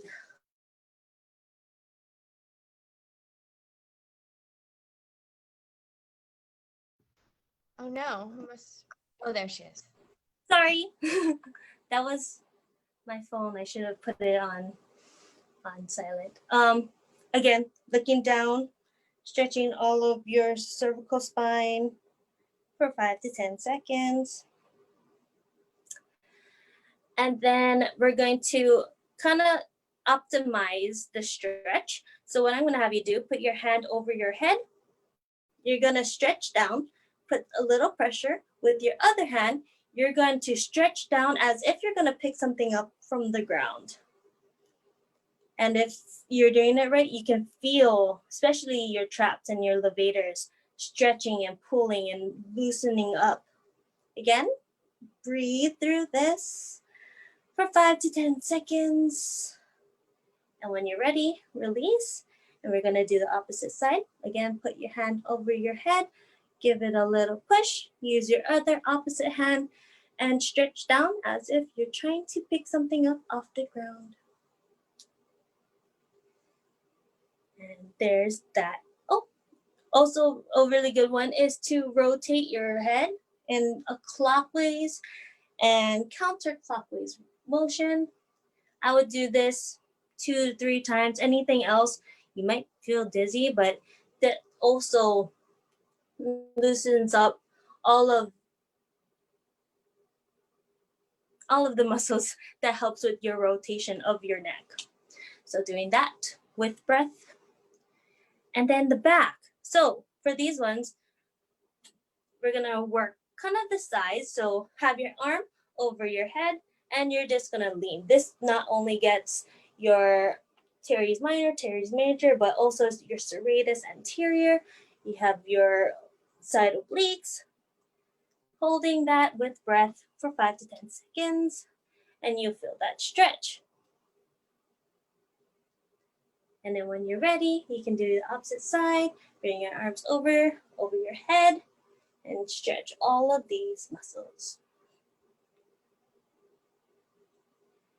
The next one I'm gonna have you guys do is you're gonna sit kind of at the edge of your chair, and you're gonna bring your chest all the way down to your knees. As you're doing that, you're also gonna use your hands and stretch all the way to the floor. So 3, 1, 2, 3, we're gonna go down, have your chest over your knees, and stretch down towards the ground. So this stretch helps with your upper and mid thorax, your mid back, upper back. So it will help elongate it. Hold that for again, 5 to 10 seconds. Breathe. And when you're ready, you're gonna sit up. And the last move that we're gonna be doing, so you're gonna look at a point on your ceiling, on your wall, looking up. So looking at that one point, I'm gonna have you stare, and then using your back, you're gonna make a curvature in your back without moving your eyes. You're just gonna lean back, and this will get your mid and lower thoracic, lumbar. So this helps relieve low back pain and mid back pain. So you can hold for 10, maybe 10 seconds and breathe. And that is for your back. So you can do any of these anywhere when you're at a seated position, when you're just sitting down to take a break. These are all rehabilitative stretches that I share with my clients. There are tools that can help in optimize your self-care at home that I highly recommend. One of them is a massage ball. So it has nubs on it, and you can use this for your hands. You can roll this on your feet. You can roll this on your body. This is a really good tool, especially if you guys ever heard of reflexology. Reflexology is a Chinese modality as well, and it helps get those reflex points of your inner organs. So if you can get a full body massage with just working the reflex points of your hands and your feet. So highly recommend a therapeutic ball or even a foot roller. Doing that, pop this under your chair, on your desk, and just roll your feet up to your comfort level. I usually just do it like 10 minutes each foot, and I feel relaxed as is. If you have any additional questions for me, if I went too fast and you needed a little bit more help, please feel free to comment in the chat box below. Thank you guys so much for joining me today in my self-care at home. Again, my name is Tanisha Ruidas at Body Balance, and I hope you guys have a great Saturday. Aloha. Thank you, Tanisha. That was great. I really needed that. I feel much better now.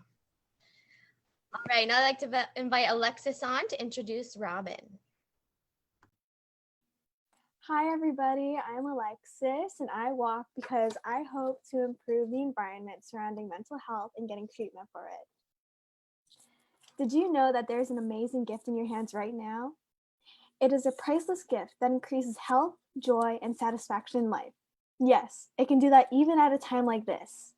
It's a gift that can be opened only by you. So what are you waiting for? Open the gift of your life purpose in this workshop and discover how to make it work in your life for the rest of your life. Robin is a member of the International Coach Federation and the Institute of Coaching at McLean, an affiliate of Harvard Medical School. She is a practice partner at Present Mind Institute of Hawaii. She lives in Honolulu, Hawaii with her husband Greg and fur babies Frankie, Shady, and Kenya. She enjoys time with family, playing pickleball, gardening, audiobooks and reading, current events, and volunteering on a few community nonprofit boards. Please welcome Robin Stuber.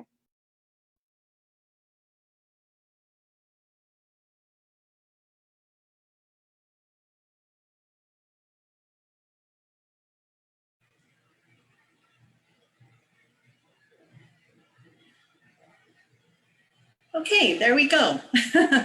Aloha, everybody. Thank you so much for that great introduction. It is such an honor to be here. Oh my goodness, I'm so impressed with everyone's stories and what everyone is sharing. My name again is Robin Stuber. I'm an executive coach here in Honolulu. And one of the things that I do is help, yes, even professionals and CEOs and COOs help find their purpose, their life purpose. I know that might sound interesting, especially, you know, if you admire someone there, that you think that they're so successful. But really what it gets down to is everyone needs to have an idea of what their life purpose is at every stage of their life. And so what I'm hoping to do today is help you to find your life purpose and unlock the gifts that come along with it. So let me share my screen. Here we go. All right, is that showing up okay, Anissa? Oh, let's see. Yep, I see it.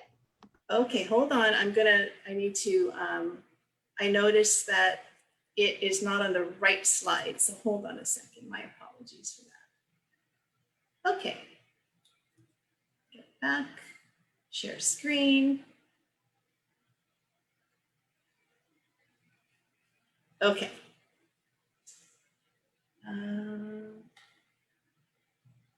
Here we go. All right. Sorry about that. All right, so gifts of a purpose-driven life. I encourage you to get a pen and paper because you will want to take notes, or get whatever you're typing on together so that you can take some notes here. All right, so it's a very human thing to ask these questions. Why am I here?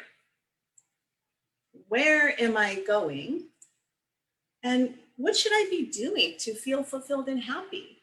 You know, we often think, you know, when you're young, you know, you have your whole life ahead of you and you start asking these questions, and what do you have to, you know, compare? You have maybe your siblings to compare against, your friends to compare against, your parents and other people your age in society to compare against. And you think, you know what, if I do the same things they do, then I will have the kinds of things that they have, and I'll be the success that I see in them. But what happens a lot of time, and what I help even established professionals and executives do, is they at some point feel lost, like they're not really living quite in alignment with what they feel inside to be their purpose. And I'll explain a little bit of why that is later on in my presentation. But having a life purpose and the importance of a life purpose is because there's another approach to it, and that is to be the person that you envision yourself to be, that you want to become, and therefore you will have the things that, then you will do the things that that person would do, and then you will have the life that you envision for yourself. And that is, you know, so a lot of times, you know, just out of the gate, a lot of people want to do because they think they'll have, and then they think they'll be what they want to be.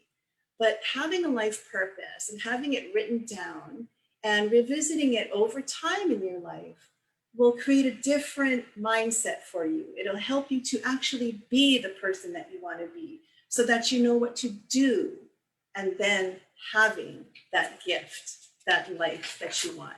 And so what are those gifts? So let's open this up right now. One of the gifts is direction. And if you're a young person, taking the time to actually think about what your life purpose is helps you with this direction. Because if you discover that, you know, I'm passionate about the environment, then it helps you to pursue those things that will give you the knowledge about how to learn about the environment, how to care for the environment. If you're interested, you know, if you have a life purpose of expressing yourself through cooking, it'll help push you in the direction of learning how to cook and learning about ingredients and learning about cuisines. So direction is one of the big gifts that having a life purpose will give you, especially when you're at a young age, but of course, even when you're old like me with the gray hair, even I benefit from having direction, from knowing what my life purpose is. The next gift is joy and satisfaction. When you are living your life purpose, you are living with so much more satisfaction.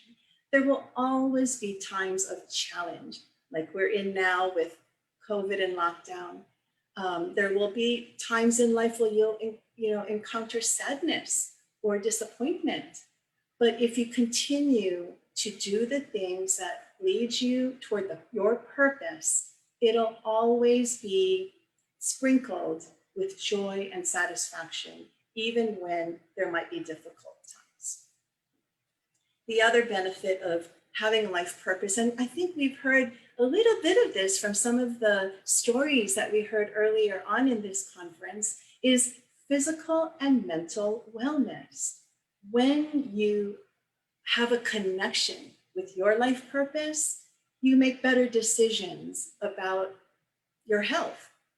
Perhaps you, if you want to, if what you are good at and what your passion is athletics, you will of course pay attention to what your body needs in order to perform at that level. And when you live with direction, which then brings joy and satisfaction, you have a peace of mind in your life that leads to less stress. And that's going to help you both in your mental wellness, but also in your physical wellness, because we know what we heard earlier on, that a lot of the stress hormone, cortisol, that all impacts both our mental and our physical wellness. And if you can reduce that, that's a gift from having a life with a direction of purpose. And really, I think one of the biggest gifts of living a life that's purposeful is time.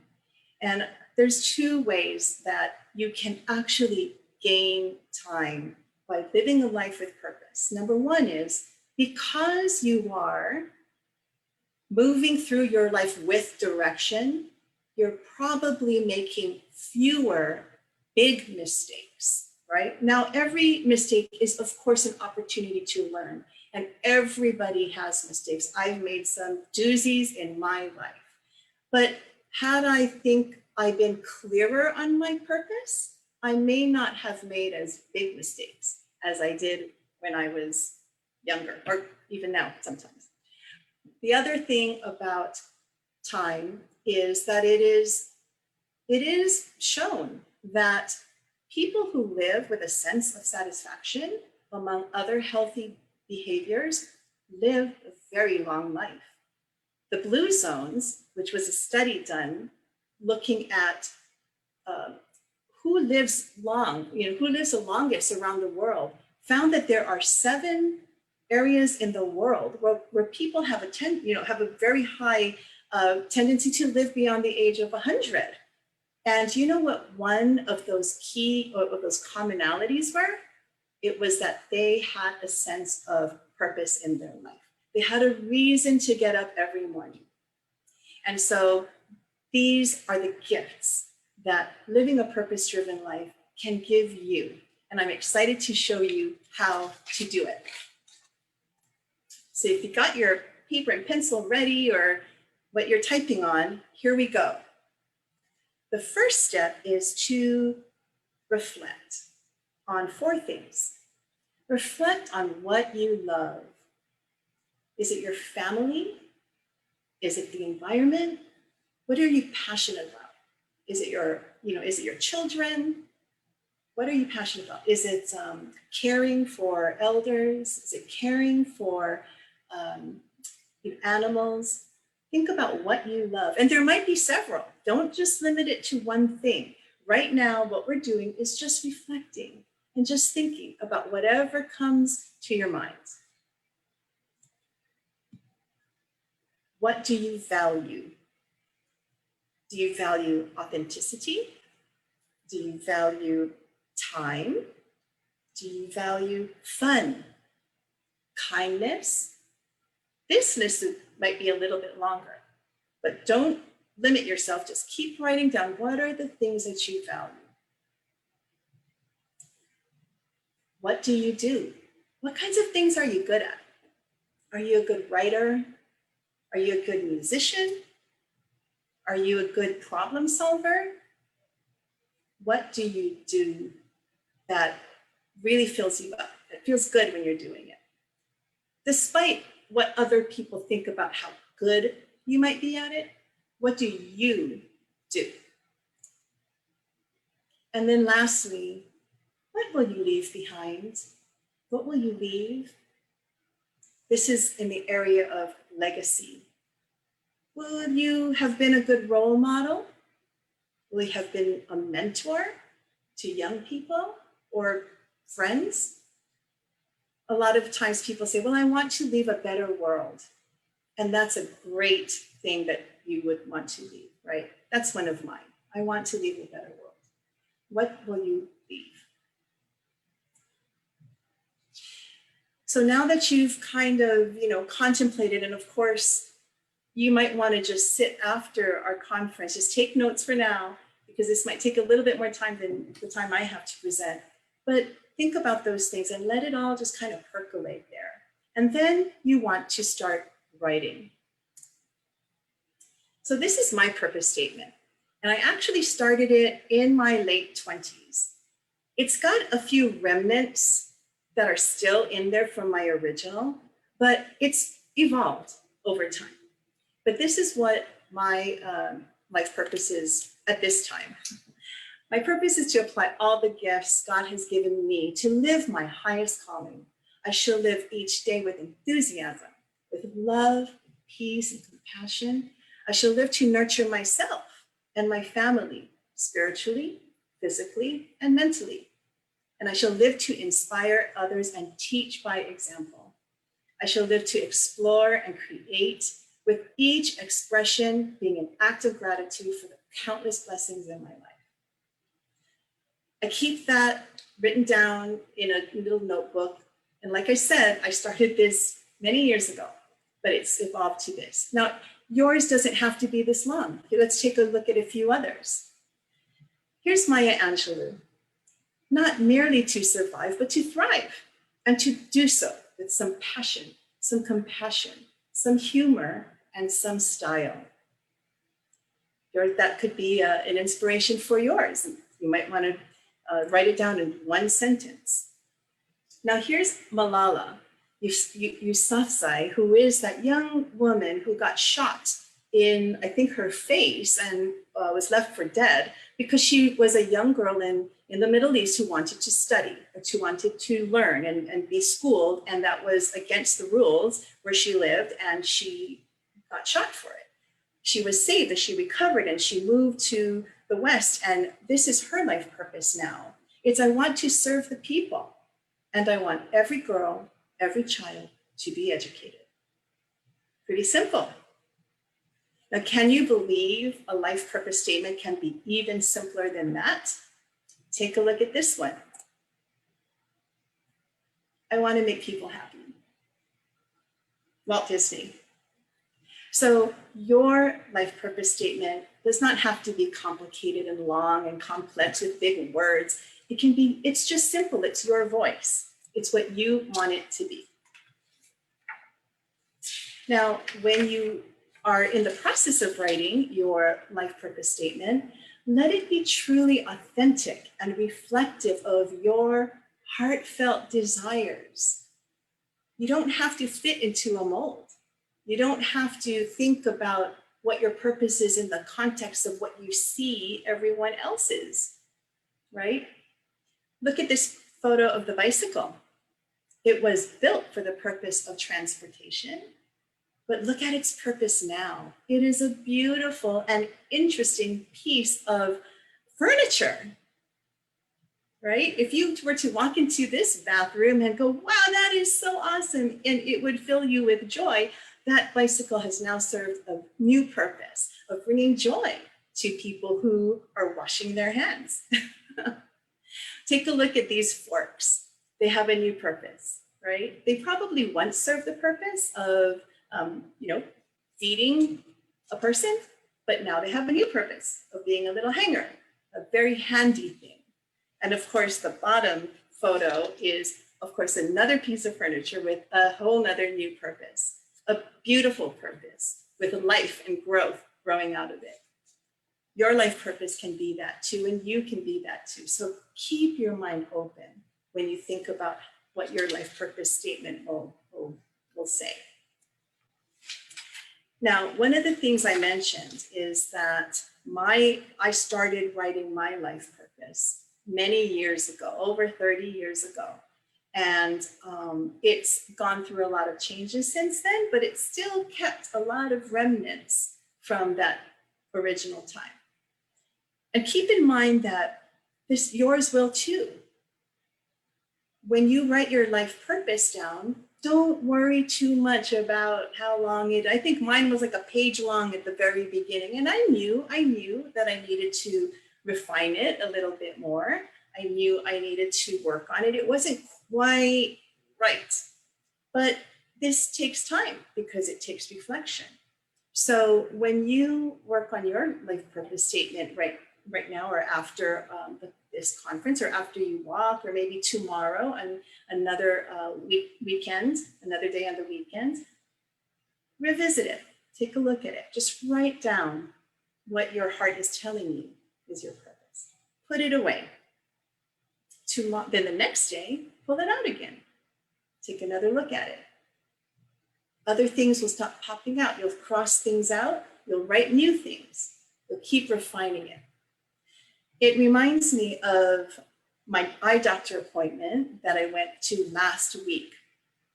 And when I was sitting there in her chair with this contraption in front of my eyes, I knew that I had to use this as an example for today's presentation. Because she always says, okay, Robin, which is clearer? Number one, and then she flips the lens and she says, or number two. And I'll say, oh, number two. And then she'll turn the dials and she'll say, okay, now, which is better?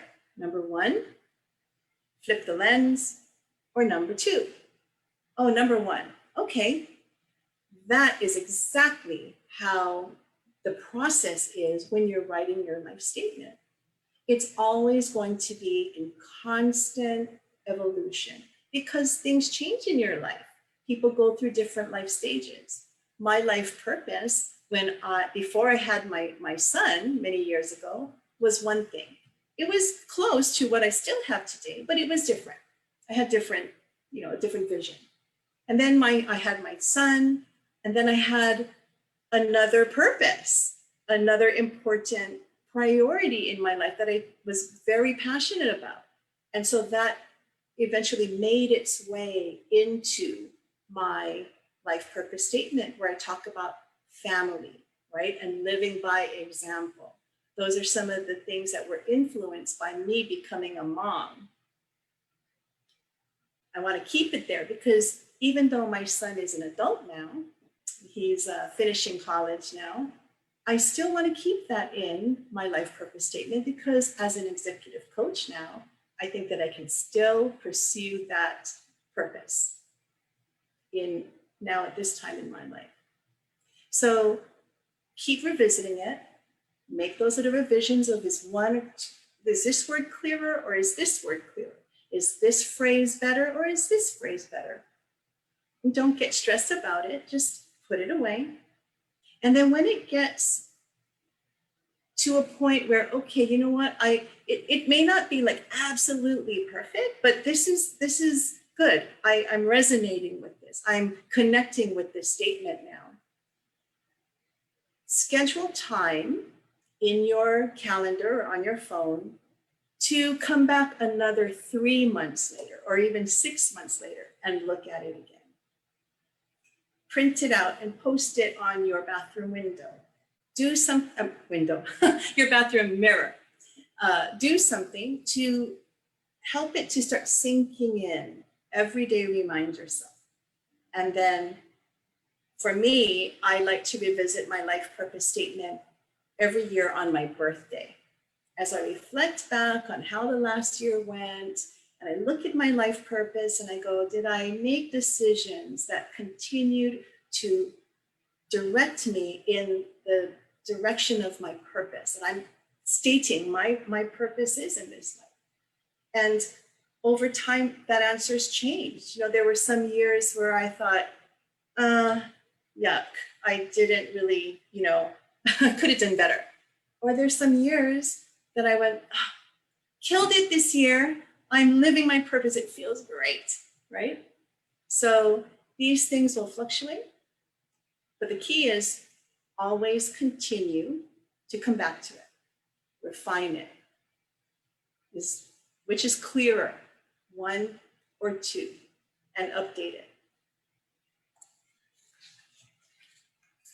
So the gifts of doing a little bit of the work to craft a purpose statement, reflect on what it is that you want your life to be, will help you in so many ways. Those gifts that I shared with you of direction, of joy and satisfaction, of physical and mental health, and time today and time over your life will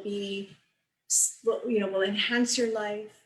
It'll bring you a sense of peace and peace of mind.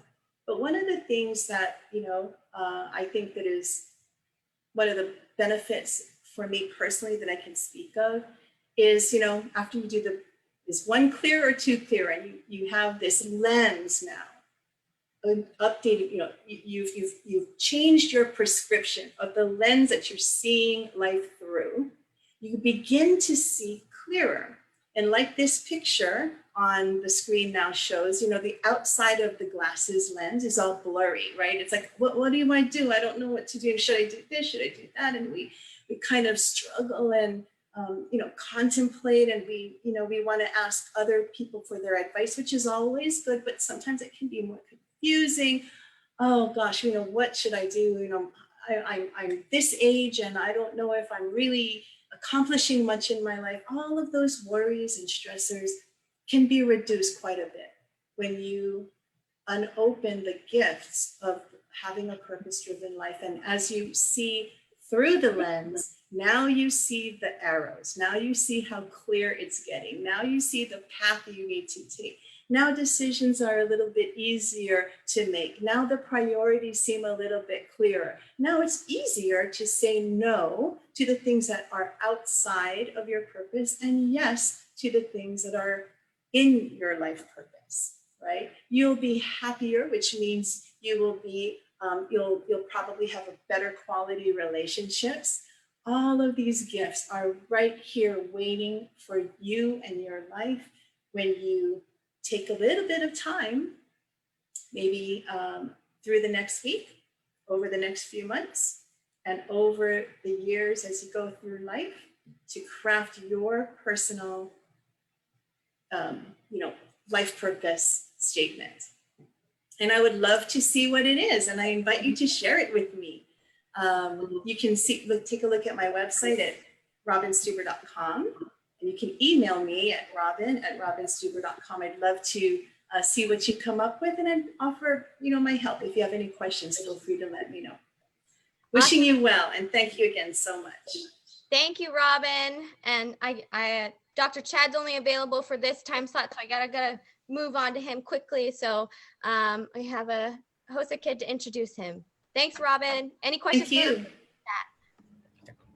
Hi guys, I'm O'Brien Antonio. I support NAMI because I believe in normalizing mental illness and no one should ever be alone during their lowest point. It is my pleasure to introduce Dr. Chad Sato, who graduated from UCLA with a BS in Biology 95 and earned a Doctor of Chiropractic degree with honors from Life Chiropractic College West 98. Dr. Chad founded Aloha Chiropractic on October 1, 1999 in Manoa Valley on Oahu. Hello. Hi, everyone. Okay, so I'm going to do my best to do a guided meditation, and I'm going to try and share my screen. And so what I've done is I've created this meditation a while back, and we're going to pick like 3 or 4 rooms that we're going to visit. There's a meditation room, the heart room, the gratitude room, the healing room, your room, yours to create, a conversation room, and all these different rooms were designed so that way, if you were under stress or things were going on in your life, you could actually get into a space of quietness and enter these rooms when you want to. And so due to the time constraints, I'm gonna focus on probably I always like the heart room and the gratitude room, because the heart room is basically you tapping into your heart and getting out of the mind. And a lot of times when we're dealing with mental health wellness issues, sometimes our mind goes overactive and it makes us think and fear all these different things. So it's about bringing you back into your body, bringing back into your heart.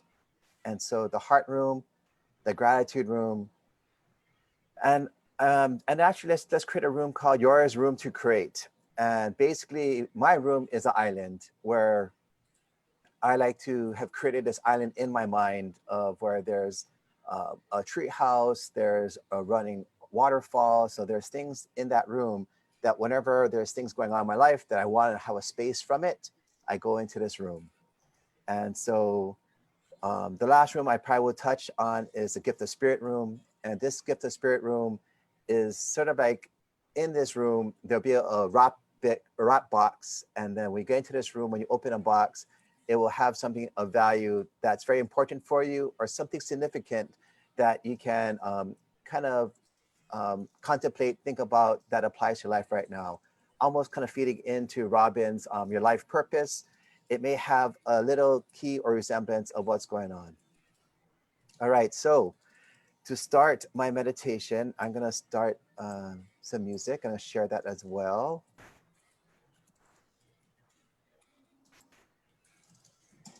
And so what I want you to do is all of you get into a comfortable position. And either you can lay down, you can sit up. And I hope you can see this Gift of Spirit sanctuary.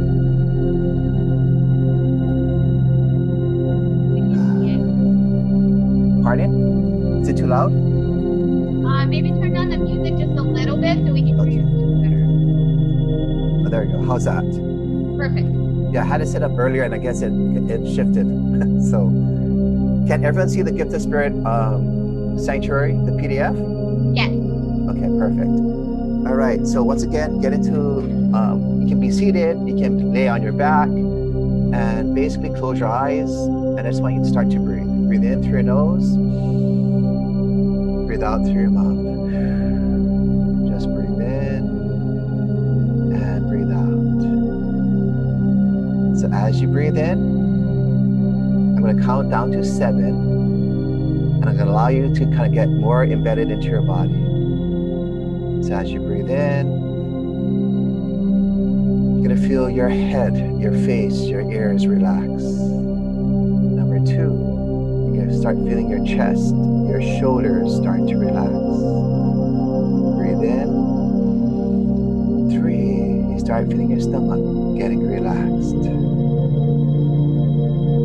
Breathe in, breathe out. Number 4, you feel your pelvis, your low back relaxing. 5, breathe in and breathe out. You feel your legs getting relaxed. Breathe in, breathe out. 6, as you breathe in and breathe out, you feel your toes, your feet, your calves relaxing. Really get into a space of ease. And as you breathe in and breathe out, 7. So I want you to visualize that you're walking down some steps. As you're walking down these steps, just feel yourself getting deeper and deeper into a state of relaxation. As you walk down the steps, you eventually hit a landing, a flat landing. And as you walk on this landing, there's some lights, some candles on the side, lighting your path. And as you're continuing to walk, you're getting deeper and deeper in relaxation. Breathe in and breathe out. As you get closer, you see a door appear. And this door will allow you to enter the Gift of Spirit sanctuary. And this meditation place is a place you can go at any time in the future if you're feeling stressed, overwhelmed, having difficulty being focused, you can always enter the sanctuary in your mind just by taking some deep breaths in and breathing out. So when you're ready, reach out, turn the doorknob, pull the door towards you, and when you step in, you see this super bright light. And this bright light is the tree of life of energy, vitality, things that sustains us. Just feel this light, filling your body with energy, calming you further. And when you're ready, step inside and close the door behind you. Breathe in and breathe out. I want you to walk. There's a sandy path that goes through this beautiful tree of life. And I want you to feel the sand between your toes. Feel the warmth. Feel the sand, the graininess. And I want you to walk to this tree of life. And when you get closer, allow yourself to feel its radiance, feel its love, feel its ease. And once you're right next to the tree, you can put your arms around this tree and give a big, big hug. And allow the energy to flow through your whole entire being. Breathe it all in, activating all your cells, your heart, your mind. Bring you back into a space of peace and ease. Now, I want you to go back on the sandy path. And as we walk on the sandy path, there's going to be a door to the left. And this door will lead to a meditation room. We're not going to go there today, but in the future, if you ever want to visit it, just picture what this meditation room will look like. It might be a cot, it might be a chair, it might be your bed. And just know that anytime that you need to recenter, refocus, this room is here.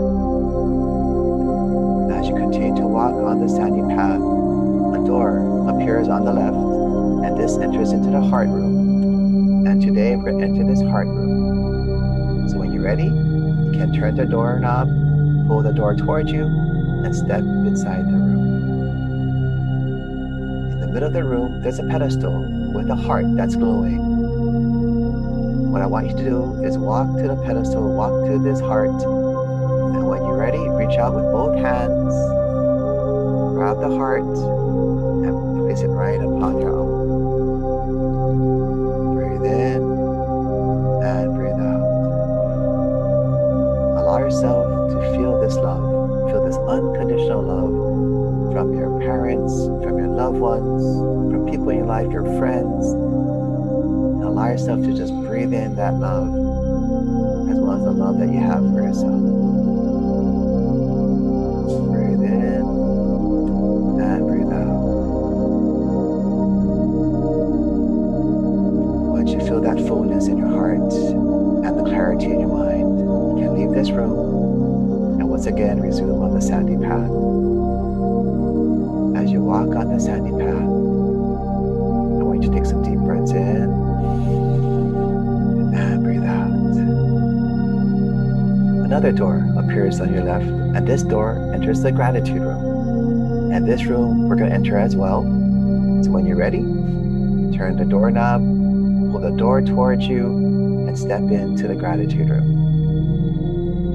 And in this room, you may see people in your life, loved ones, family members, friends, people in your life now, as well as people who have passed on. And in this room, you can allow yourself to thank them. Thank them for your love, thank them for their support, and just allow yourself to hold them in your heart. You can even think about people who has been challenging and allow that to be grateful to all the challenges that has helped you to grow, to evolve, and to become who you are today. Breathe in and breathe out. And allow yourself to connect. Allow yourself to see all the people in your life that you care about. And once you've shared your gratitude, given your thanks, your appreciation, then when you're ready, we can leave the room and get back on the sandy path. you walk on the sandy path, there's another room. I was going to skip it, but I think it's appropriate. It's called the healing room. And in this room, there's a little bed on top in this room. And when you get into this room, you can lay down on it. So when you're ready, turn the doorknob, open the door, pull the door towards yourself, and walk right in. In the middle of the room, there's a bed that you can lay down upon. And whenever you're feeling some aches, pains, tension, mental anguish, fears, worries, you can enter this room, lay on this bed, and it's being bathed by all the healing colors of the rainbow that helps you nourish your body physically, emotionally, mentally, and spiritually. So just allow yourself to soak in this energy, allow yourselves to regenerate, allow it to heal, allow your mind to be at ease and your emotions to be at rest. Breathe in and breathe out. Just fill your being with all the healing energies as it moves through you, fills you, and welcome it into your being. And once you're ready, you can get up from the bed, go to the door, step back out, close the door behind you, and once again continue on the sandy path. As you continue to walk, there'll be another door that appears on your left. And this room is a room that you can create, something that's important for you. In my case, it's an island. For you, it might be a meadow. It might be a favorite place you like to go to meditate. It could be a place in your home that you really feel safe. And so this room you can enter, turn the doorknob, put the door towards you, and step inside. And in this room, it's your room that you create in your mind. They can visit at any time. This room, if you feel frazzled, if you feel frustrated, just by entering this room that you've created, can bring ease. It can bring more mental and emotional space of comfort.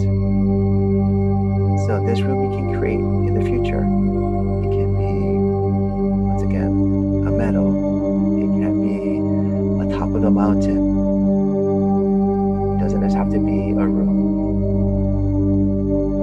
So when you're ready, we can leave this room, close the door behind you, and walk on the sandy path. Another door appears, and this door enters what's called the conversation room. And we're not going to enter this room today, but in the future, if you have some questions that you want to ask, it could be your higher self. You could even converse with someone who you have a challenge with. It could be a coworker, a family member, a boss. And in this conversation room, there'll be 2 chairs that you can invite that person's higher self to be there, and you can share how you're feeling, what's going on, in order for you to have clear communication in the future. Okay? Breathe in and breathe out. As you continue to walk on this sandy path, another door appears, and this door enters what's called the little child room. And this room, we're not going to enter it today. However, this room, if you enter it, if you choose to enter it in the future, it will have a child of your age when you're young. You could have been age 5, 10, 12, and that child is there always with you, always reminding you to see the beauty in life, to honor yourself, to speak your truth. At many times we feel we can't. So if you need to get renourished, to connect with your inner child, this is the room for you in the future to come into. As you continue to walk along the sandy path, another door appears, and this door will enter into the guidance room. We're not going to enter this room today, but this room in the future, if you need to allow yourself. On Summer Street, that house with the new fence.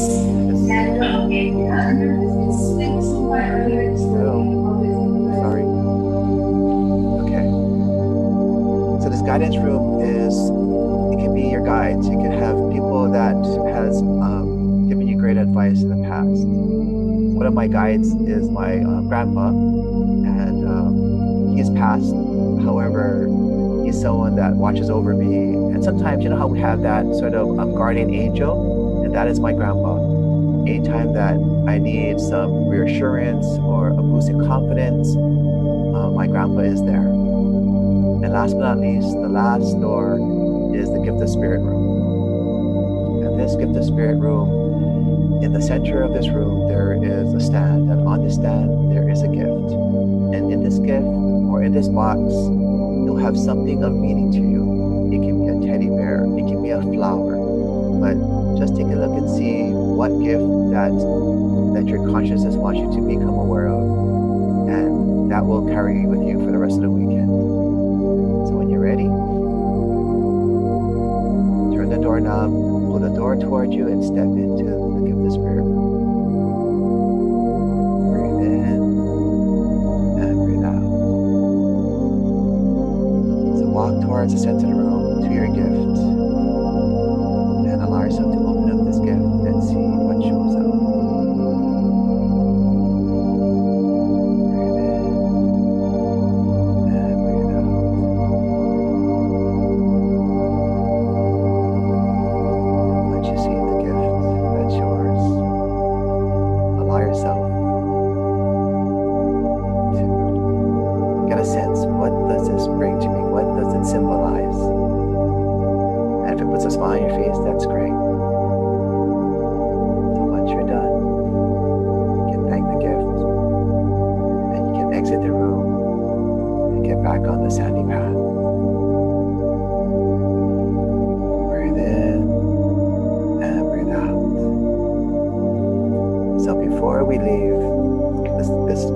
Sanctuary, I want you to look back at the tree of life. Allow yourself to feel its radiance, feel its love, feel its light. Allow it to activate every single cell in your body, allowing you to become awake, more clarity in your mind, and less fear. And when you're ready, a door appears right in front of you, and this door allows you to exit the Gift of Spirit Sanctuary. And so when you're ready, you can turn the doorknob and out of the gift of the sanctuary. Breathe in and breathe out. What I want you to do is the path shows up again. I want you to walk along the path. And slowly to bring you back into your bodies. And walk on this path as you breathe in and breathe out. To 7, I'll bring you, you'll be back into your body. So as you're walking down this path, 1, you feel your ears, you feel your face. 2, you feel your nose, you feel your mouth, you feel your neck. 3, you feel your shoulders, your chest, your upper back. 4, you feel your stomach, you feel your low back, you feel more ease. 5, you feel your pelvis, you feel your hips. 6, you feel your legs, your thighs, your hamstrings. And 7, you feel your feet, your calves, grounded back into your body. Allow yourself to breathe in, breathe out.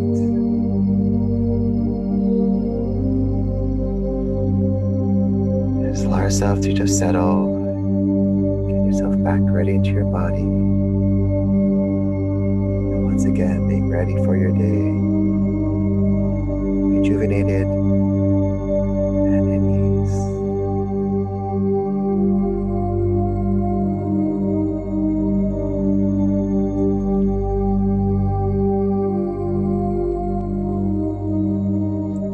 Laying down or on your back. Let's see.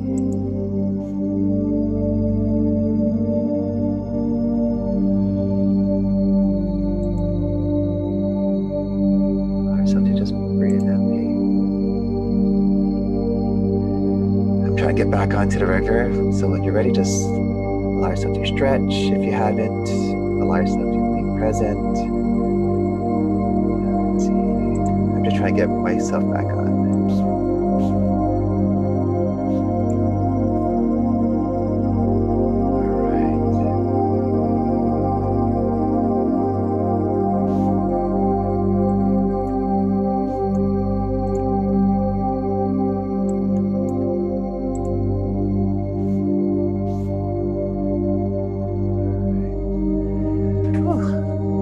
Well, I'm glad I was able to get my meditation in. I'm sorry if it was quite fast. However, the one thing I've learned in time, maybe turn off my music.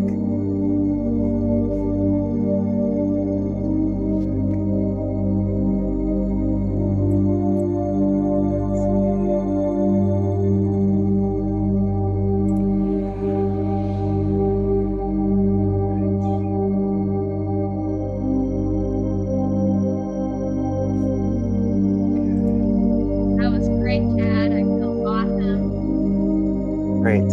So just know that you can always enter into this space where you can definitely access, the different rooms. Anytime that you feel worried or stressed, just allow yourself to, go into the space that is yours in the future. And so it's an honor to be able to share. I'm sorry that it was rather short, but have a wonderful day. And like I said, your awareness in your life, be present with yourself and be more connected and achieve all that you want. Thank you, Chad. Very welcome.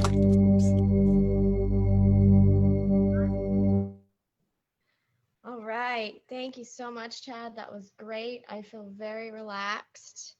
And now I'm going to go ahead and get Kristen to come back on to introduce our next person. Hi, my name is Kristen, and I walk because mental illness should be promoted for those that don't have a voice. And Claire will be presenting information promotive of a rich, diverse, and healthy gut microbiome and what the benefits can be for improved mental and physical health. Claire Rausch, a duly credentialed Hawaii Advanced Practice Registered Nurse who completed her graduate work at the University of Hawaii Manoa School of Nursing.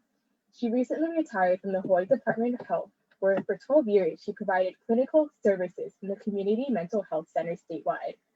In her retirement, Claire has become active with the Amare Company as an independent wellness partner, spending her time reviewing the new and emerging science on the gut microbiome, the gut-brain connection, and offering educational presentations to community groups on the benefits of this information for physical and mental health. So please welcome Claire Rausch. Thank you, Kristen. Let me just get my screen up here and I'll get right into my presentation because I got a lot of great information for you guys. Okay. There we go. So once again, my name is Claire. I have some objectives for my talk. Here, let me just get this screen a little bit smaller. Okay. I want to tell you about having two brains, not just one. We got two brains now, science is telling us, what the gut microbiome is and how it works. I also want to talk about leaky gut syndrome and how that can have an impact on your gut health and your overall body health. And then I want to talk a little bit about strategies and tips that you can use for improving your gut microbiome health and therefore your brain health also. I just need to note a couple disclosures.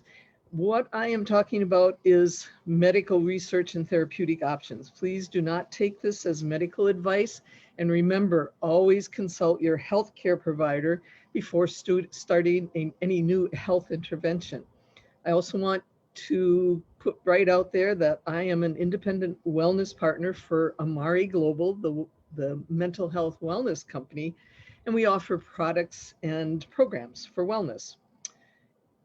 If you have any questions, please feel free to use the chat box. And when I get all done with the presentation, hopefully I'll have a little bit of time to answer some of your questions. Thanks. So before I get started, I got a question, and you got to all wake up after Dr. Chad's presentation, but this isn't a hard question. So you all know that you have a brain inside your head, right? Science refers to it as the first brain. So who all knows where your second brain is? And this is kind of a new science term, and you can just put that in the chat box if you have an idea. Might have an idea because of the name of my presentation, Great Gut, but where your second brain is. Okay, so I'm going to give you the answer. Oops, looks like I need to do, okay, I'm screen sharing. Okay, I'm getting some messages there from the bottom of the screen.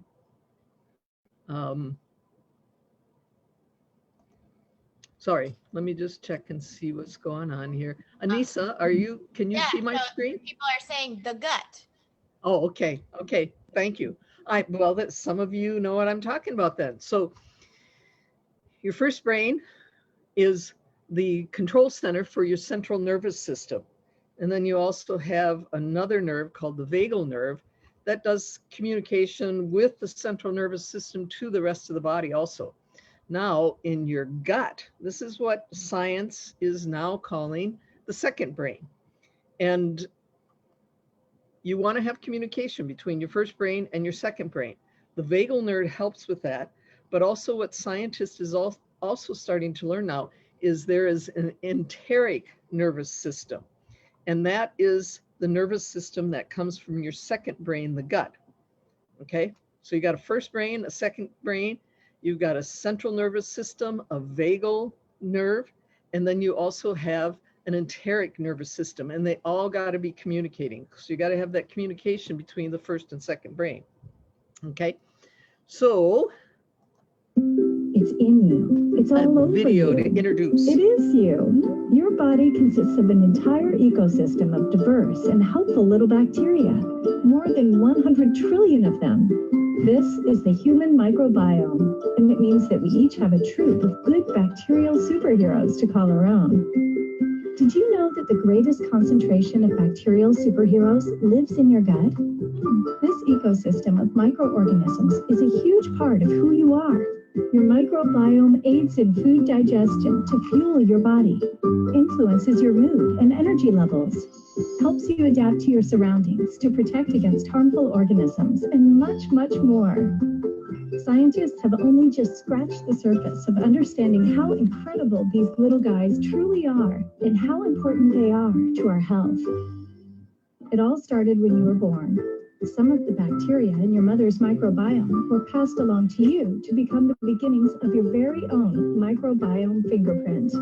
When you were a baby, experiencing the world for the first time, the bacteria in your microbiome were doing the same. By the time you were a toddler, the makeup of your gut microbiome was almost fully matured. At 2 or 3 years of age, your bacterial superheroes had already established a natural, balanced state. Did you know that diversity is the key to a healthy microbiome? In a forest with only one kind of tree, what would happen if a beast came along and ate up all the leaves? All the creatures in the forest would be affected. In the same way, diversity is also needed in the bacteria of your gut. Scientists have discovered that your microbiome fingerprint actually needs to consist of many different types of bacteria to keep you strong, healthy, and resilient to drastic or harmful changes. Did you know that a healthy microbiome likes balance? When your microbiome becomes unbalanced, you may become unhealthy and even susceptible to chronic disease. But with the help of your superheroes, your microbiome always strives to return to a natural, balanced state. Eating pre- and probiotics can help your superheroes to be more effective in keeping you healthy. Your microbiome plays a starring role when it comes to this. From digesting food, to affecting mood and energy levels, to preventing invasions by bad microorganisms, your superheroes are working hard to keep your gut healthy every minute of every day. The Canadian Digestive Health Foundation wants you to understand that a healthy microbiome means a healthy you. Understand, take control, live better. Okay, so that's kind of an introduction to the gut microbiome, and I'll repeat some of that stuff. But as noted in the video, 90% of the cells in your bodies, or the genes of the cells in your body, are non-human. It's like we have more than 1,000 times more probiotic or gut microbiome genes than human genes. And so that's part of why the science is considering your second brain, your gut, as the second brain. So it's very important, your gut microbiome. Communicates with the brain to regulate mood, stress, immune function, digestive function. It's involved in weight, lots of things. And what we put into our body affects our gut microbiome. And then this affects the first brain and other crucial body systems. So if your gut is in balance, you feel great. If your gut is out of balance, a lot of times you're going to feel fatigue, sad, hungry, bloated. You can feel brain fog, stiff, sore. You know how sometimes people will say, ooh, I have butterflies in my stomach. That's part of gut feelings. So yes, your gut microbiome plays an important role in the way you feel mentally and physically. Now, part of the way science started to realize some of this was they were doing studies in lab mice, okay? What they found was when they took a sample of the gut microbiome, and it was fecal material, from an obese overeating mouse and put it into a gene-free lean mouse, after a period of time, that mouse became an obese overeating mouse because of the transplant of the gut microbiome material. Then they went on a little bit farther to find, ooh, it does affect who we are also behaviorally. So what they found was when they took a transplant of gut microbiome material, a fecal transplant, from a timid or introverted mouse, and they put it into a germ-free but outgoing mouse, then after a period of time, yes, that outgoing mouse took on the behavioral characteristics of the timid mouse from the transplanted material, okay? So this is where they started figuring out how important the gut microbiome is. So as noted in the video link earlier, it's involved in the immune system, it's involved in neurotransmitter function. You know, like 95% of serotonin, which is our happy neurotransmitter, comes from the gut. And then there's other neurotransmitters, dopamine, norepinephrine, GABA. It's involved in hormone regulation, metabolic benefits.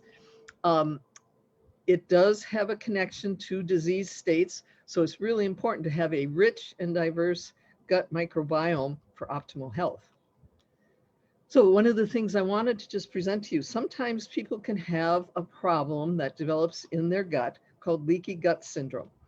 And this is kind of just a graphic of it. All of these cells along here, that's just one part of your intestine. This is where your food is going through your gut, getting digested. They're all lined by epithelial cells. And what can happen is sometimes you can end up with disruptions in the junctions between the two cells, where they become more permeable. And things can get through, and things that shouldn't normally get through, and they can get into the bloodstream.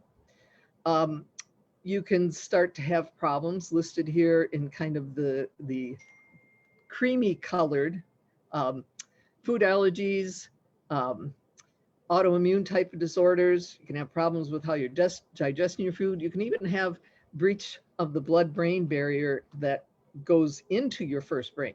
And then you can end up with these problems as listed here, metabolic type of problems, neurological type of problems, and autoimmune type of disorders also. Things that promote a leaky gut infection, your gut can get inflamed by what you're eating, stress, diet. Man, let me tell you, our Western diet, which is high sugar, high salt, high fats, is not all that good for a rich and diverse gut microbiome. In fact, that can promote a leaky gut. Antibiotics, proton pump inhibitors, those are the meds that doctors might prescribe for you if you have a lot of problems with indigestion or heartburn, or NSAIDs. Those are medications that you take, like ibuprofen or Aleve, medications like that. They can also promote a leaky gut. Age, as the video noted, that can also promote a leaky gut. So you're probably asking, well, what can I do to have a rich and diverse gut microbiome? So one of the things you can do is you can buy a probiotic. The definition of a probiotic is a live organisms, which when taken in appropriate doses, to confer a health benefit for the host. And these are just some examples of some probiotics that you might add to your gut. I've got listed here some benefits that taking probiotics will help do for your gut to hopefully start healing things up if you have a leaky gut type of syndrome. And there's also a very important thing, though, that I want to go over about probiotic gene typing. Now, if you decide that you're going to buy a probiotic, you may go into the health food store and there's a ton of probiotics listed, and you look at one, you say, well, this has got a bunch of colonies and a bunch of probiotics. This is the one, and it's expensive, so it ought to be good. Well, it's not always necessarily the case. What I found out about, because I used to take a probiotic that was kind of expensive, and then I heard a talk by the chief science officer for the Amari company, and he talked about the importance of the type or the strain of probiotic. So here's some examples of some probiotics that are in one of our Amari products. And usually if you see the gene typing listed, it's usually a letter and some numbers.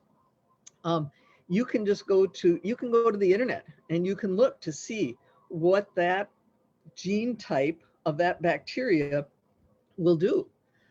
These are three, they work on mental health, mental wellness.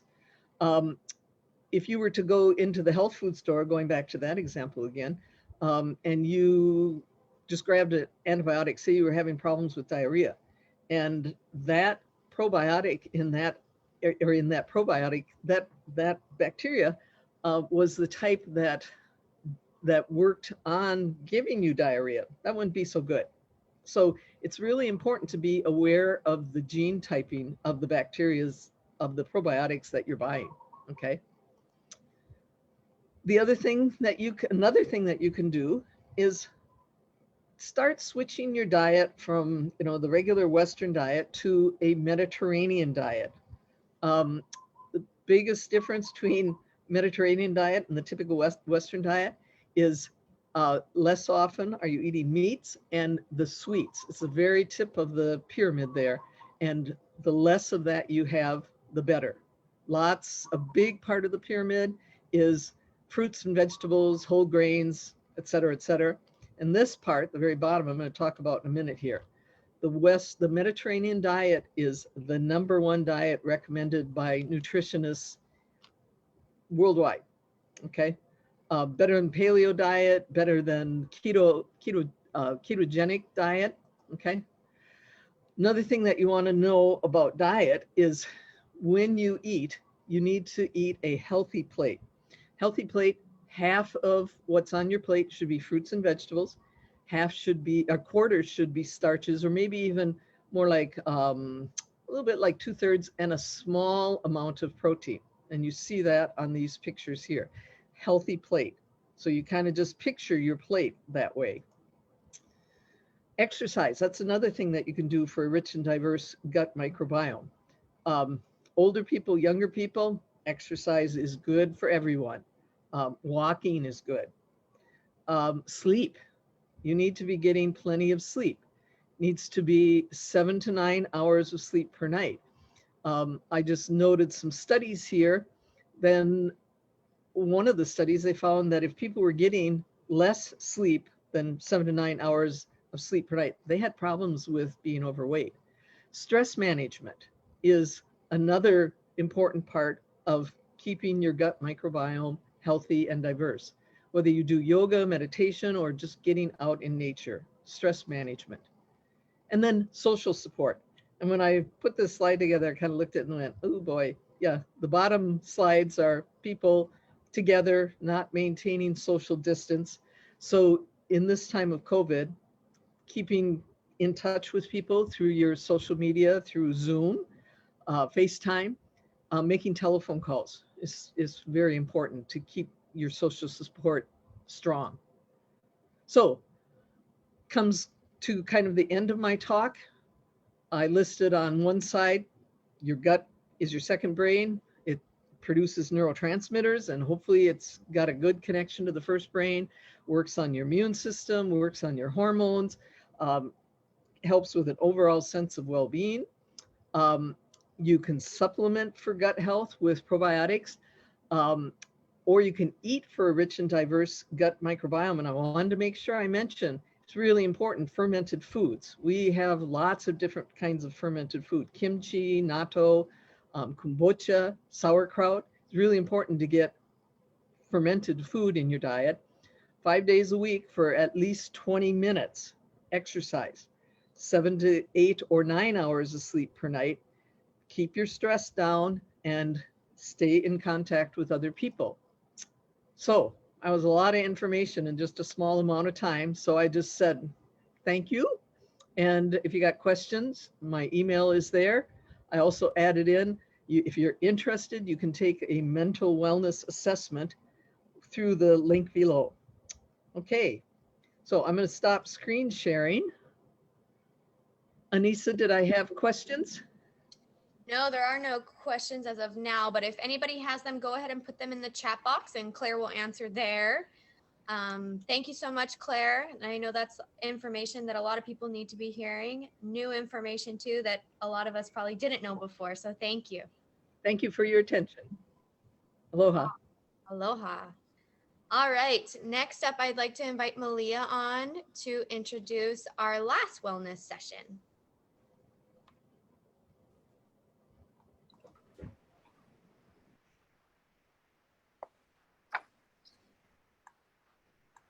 Hello, my name is Malia, and I walk because I hope to destigmatize mental health because mental health matters, especially in healthcare. It is my pleasure to introduce Zachary Angeles. He's an educator who spent 4 years as a 2D and 3D art instructor for grades kindergarten to 6th grade. His primary curriculum is aimed to promote the comprehension of emotional value in early childhood development through contemporary styles of art and exploration of mediums. Currently, he's a part-time freelance lecturer as a creative ambassador for the Diverse Arts Center, a local nonprofit here in Hawaii whose vision is to promote creative outlets and opportunities for the youth. He offers creative workshops and lectures to all levels of education, from kindergarten to university. We present a warm welcome to Zachary Angeles. All right. Thank you, Malia. I appreciate that. Okay. Hi, I am your last wellness presenter today. I got a couple ground rules for you guys. I got my eyes on all chats in the Zoom webinar and on the Facebook live stream. So if you guys got any questions, please, by all means, shoot it out and I'll be more than happy to answer them. All right, cool. So let me get this stream up for you guys.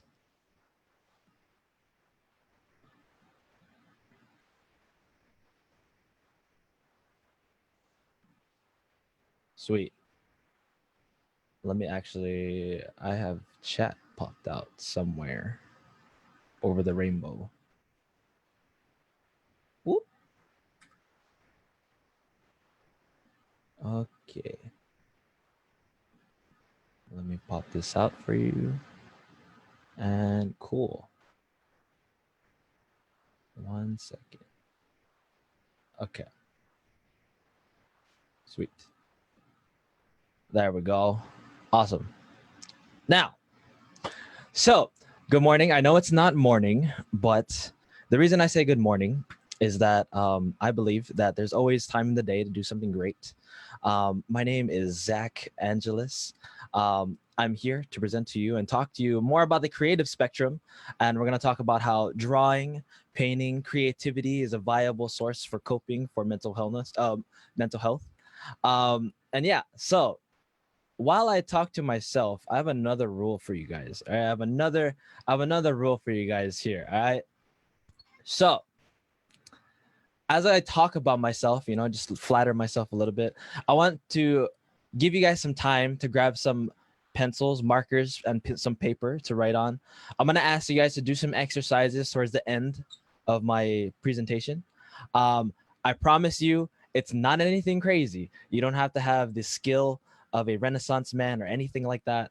I'm going to ask you to do something very simple, as long as you are being open and vulnerable to feel and create with me today. That is all that I could ever ask for. Okay. So if you Google my name anywhere, you can find my website, zachangelis.com. And so I'm not going to really talk about what I do too much, because I am an artist, a creator, a craftsman, and a broadcaster, yes. But I do want to talk about more of my mental health journey. For me, this started a couple years ago, being a university student at Manoa. And my mental health journey started with losing feeling in my fingers and toes. One of my finals, I had a very cringing pain in my chest because the muscles in my body were making me wince in pain during my final presentation. And I ended up in the hospital for some time. Every MRI was something different, going through my thoughts.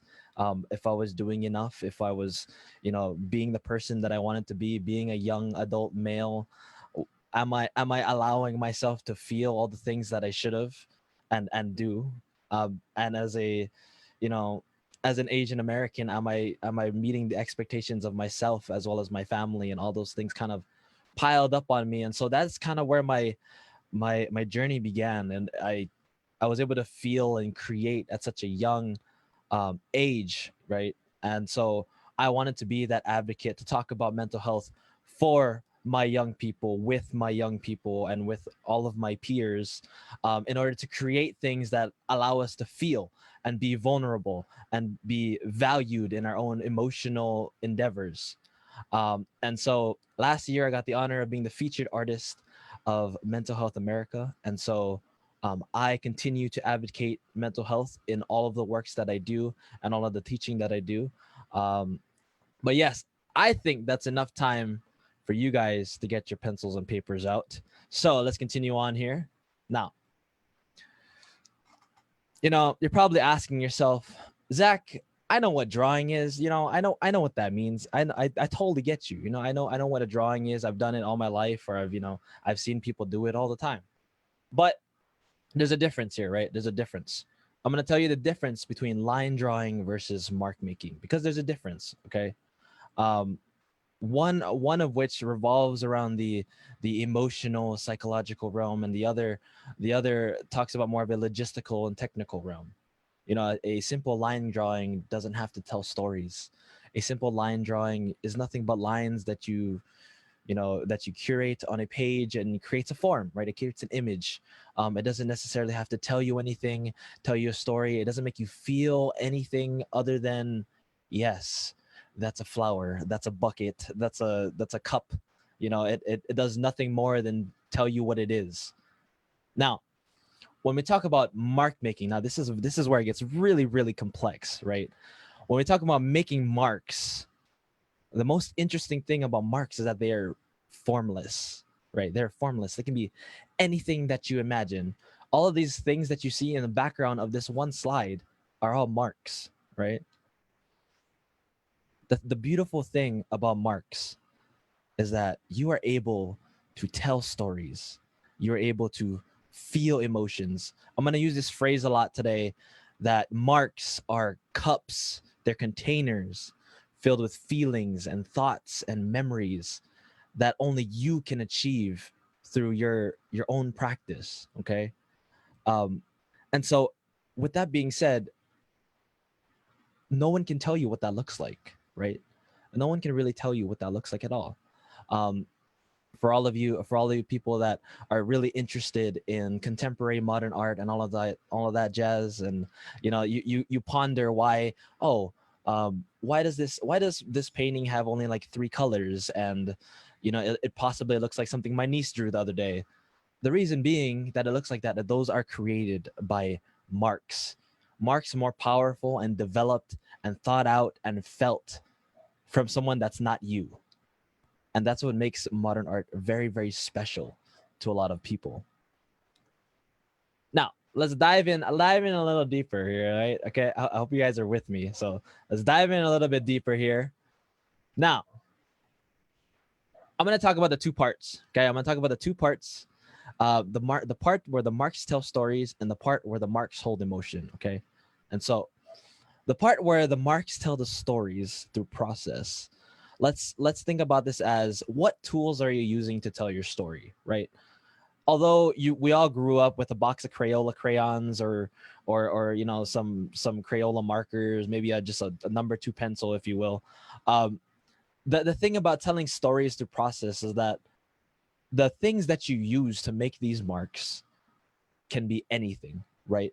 For example, maybe somebody that you lost of somebody that's very dear to your heart, right? Somebody lost their life that's very close to you, and you felt these emotions where you poured them out into tissue papers and you scattered them across the floor, right? And you're sitting there contemplating about, maybe I wanted to make a piece or a drawing in honor of this person. And what you could do is you could take these tissues and use those as elements of tools to make those drawings. You can use those tears as a tool to show the process of you healing, the process of you accepting that loss, going through grief, feeling those emotions that you felt. That is a emotional process that is physically brought out through the tools that you use. And that's marks telling stories through process. Okay. On the other end, marks hold emotion through intention. Now this is the most complicated and easiest part all at the same time. Okay. Because when I say that marks hold emotions through intention, we're going to talk about, again, the idea of the cup, right? The container, right?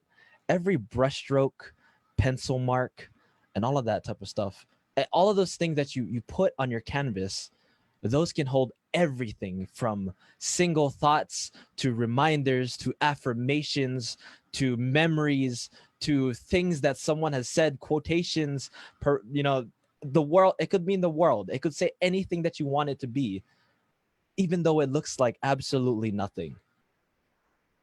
And so when we talk about marks holding emotions through intentions, this is where people are able to release this energy inside of them that comes through in the marks that they make, because the marks that you make are byproducts of the things that you feel, right? And so what I want you to do right now is I want you to get your piece of paper out and take your marker and your pencil and whatever's. I'm going to run through this exercise really quick. Okay. I want everybody that's listening to close their eyes for a second with me. I want you to close your eyes, and I want you to imagine your most happiest memory as a child. I want you to embrace the feelings that you feel. Think of the sounds that you hear, the people that you see, the colors that you associate that memory with. Take into the consideration the people that are around you, the people you're talking to, the little objects that exist in that space. Even if it's something that you smell, maybe it's the smell of, grandma's ramen in the morning, or your dad cooking a barbecue on the outside lawn. Take all of those elements in culmination and harness that within you, inside of you. Let it manifest into your brain through your heart, and take it to your hands, to the tip of your fingers. And now I want you to scribble on your paper and move your hand as the memories make you feel. Allow this feeling to move through that tip of that pen, the tip of the brush. It's moving with you, and you're feeling everything all at the same time. And I'm going to give you 10 seconds to continue this emotion. 10, 9, 8, 7, 6, 5, 4, 3, 2, 1. Now, I want you to open your eyes and look at your paper, and what do you see? I want you to know that that scribble that you have made, that itself is your most happiest memory that you've ever felt in your life as a child in a single scribble. And I'm going to tell you that scribble is going to look different from your neighbor. It's going to look different from your partner. Heck, maybe even your mom looks at your scribble and probably is going to think that belongs in the garbage. But the most important thing is that you understand that you have utilized and harnessed that emotional value inside of you in order to create something beyond a line, something that is formless, something that holds all of your thoughts and feelings and emotions in this one container. And that is the empowerment of being able to draw with feeling. I hope that exercise was great for you guys. And I'm going to share with you something that's I have just released just recently. This is actually going to be in a virtual exhibition next week for Hawaii Appleseed. They're having their benefit art show. And I'm going to talk to you guys about my marks that I make on this. I'm going to talk to you guys about what I did in the process of this for you guys to better understand what that means. And so I'm going to talk about the one furthest to the left that I call Every Day Blooms Something Beautiful. Every day blooms something beautiful. Every day blooms something beautiful. Welcome to my affirmation scrolls. With the piece on the left and all the pieces in front of you, each hold a single affirmation, one different from the next, but they utilize the same process with each one. Now, I'm going to talk about the process first. And so the process is consisted of 4 layers. Now, my 4 layers, they all consist of the same thing. They consist of writing the words, every day blooms something beautiful, every day blooms something beautiful, every day blooms something beautiful, over and over and over again. My very first layer, my marks are invisible. Yes, I know my marks are invisible. And you know why I can say that? Because I can. Because I have that emotional value to say that even my hand brushing on the canvas is enough for me to make an artistic statement about I am trying to understand what this affirmation means to me, and this is where I start, with a blank canvas.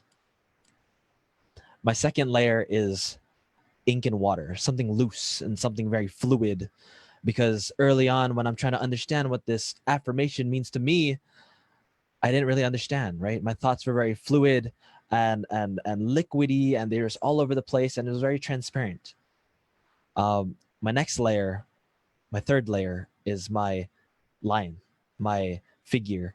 If you look past the black letters, you'll see 4 sunflowers. I tied in the reality and the phrasing together in a space so that when I look at sunflowers, I associate my thoughts with every day blooms something beautiful. When I think every day blooms something beautiful, the first thing that comes into my head is a bunch of sunflowers.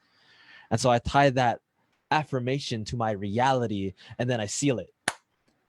I seal it with a black seal, because that is when I understand that I have embraced this affirmation, and now the marks that I make are confident and bold, and they will seal every other element that has come before it. Now, that's the one part, right? We talked about that's the process. Now, I talked to you now about the other part, the emotional part, right? The emotional part. And so with the emotional part, I'm going to tell you that I have a very hard time looking at these. Like I'm looking at chat and I'm talking to another monitor because I cannot look at this that is right in front of me, because the marks that these hold are very negative. I have outlitted the negativity in my body, in my mind, in my spirit, into my canvas. The container that I've created holds all the things that made me reject what every day bloom something beautiful meant, right? While I was writing every day bloom something beautiful over and over again, my head was thinking, why is it so hard to think that every day blooms something beautiful? Why is it so difficult for me to actually embrace this phrasing, right? And that negativity is what exists in my marks. And so every single time that I look at this, it emits an energy that I have expelled from my body. And that can be just the case for you. For you to allow yourself to think and process and conceptualize your emotions and harness that into an energy that can be outlitted onto a piece of paper, onto a canvas, into music, into all forms of creativity. That's where you want that energy to flow, and the world will see the things that you put out, that you outlet. And when the world sees that vulnerability, that will give you strength. And so I'm going to kind of close out my present. I'm going to close this screen share for a hot second so you can look at my face. And I'm going to say that as a creative person to another, whether you associate yourself as an artist or not, I believe everybody is creative in their own way. From one creative to another, always remember that you can find solace in your brushes, much like you can find solace in your friends. And the emotions that you feel will always be valued equivalent to that as you value your art. And so, to all my creative friends and all of you, it was a pleasure to be your last wellness session today. And I hope you remember all of the things that I've said. And hopefully you can go ahead and practice some more. And you don't have to be any, like I said in the beginning, right? You don't have to be any type of professional to feel and outlet that, right? And you don't have to be old or young. I ran this experiment and this exercise with kindergarteners all the way up to university. It is a beautiful concept to exercise. So by all means, go ahead and do it for yourself. But I appreciate you guys and thank you. I see you guys typing in the chat. I appreciate the words. Oh, thank you, Anissa. Hi. Hi. Thank you so much, Zach. I'll show my scribble that I made. Yes. Very, very nice. And all of you that are watching out there, if you got scribbles too, you can also post them in the Facebook group, and I want to see all the things there as well. So you can do that. You can also tag me, Instagram.com/ZachJ.Angeles. And you can tag me and be like, yo, look at my scribbles. But yeah. Thank you though. Thank you so much, Zach. And thanks for holding us out to the end. And yeah, so good to have the little art piece at the end. I think that's definitely needed. And, sometimes I don't want to do art because I think I'm not good at it, but I have to remind myself, you don't have to be good at it to benefit from it. Just do it. Yes. Amen. All righty, I'm going to leave you, but thank you so much, Anissa, for all that you're doing. Yes, thank you, Zach. Bye. All right, guys, that concludes our session. I'm just going to go through my thank yous real quick. I have so many people to thank. I couldn't have done it without all of you. So thank you to all of you for being here on the Zoom and on Facebook. Somebody raised their hand. I'll promote you to panelists. If you want to say something, you can turn on your video. So thank you to all of our speakers. Thank you to all my sponsors, my honorary chair, Michael Broderick, Kumi, Ian, my walk committee, Megan, Kristen from HOSA, Lisa, Debbie, Francesca, Linda, Karina, Joanne from HOSA has been helping me all day on Facebook. Thank you so much for that. Malia from HOSA has been helping me on Instagram. Thank you so much for that. HOSA in general, thank you to all the kids that introduced, Raina, Jeremy, Alexis, O'Brien, and Malia. Thank you, thank you, thank you. I appreciate each and every one of you. And now's the time to get out in your own neighborhoods and go and walk. I got my sign here. I walk because emotions hurt, and we don't know how to be with each other in our pain.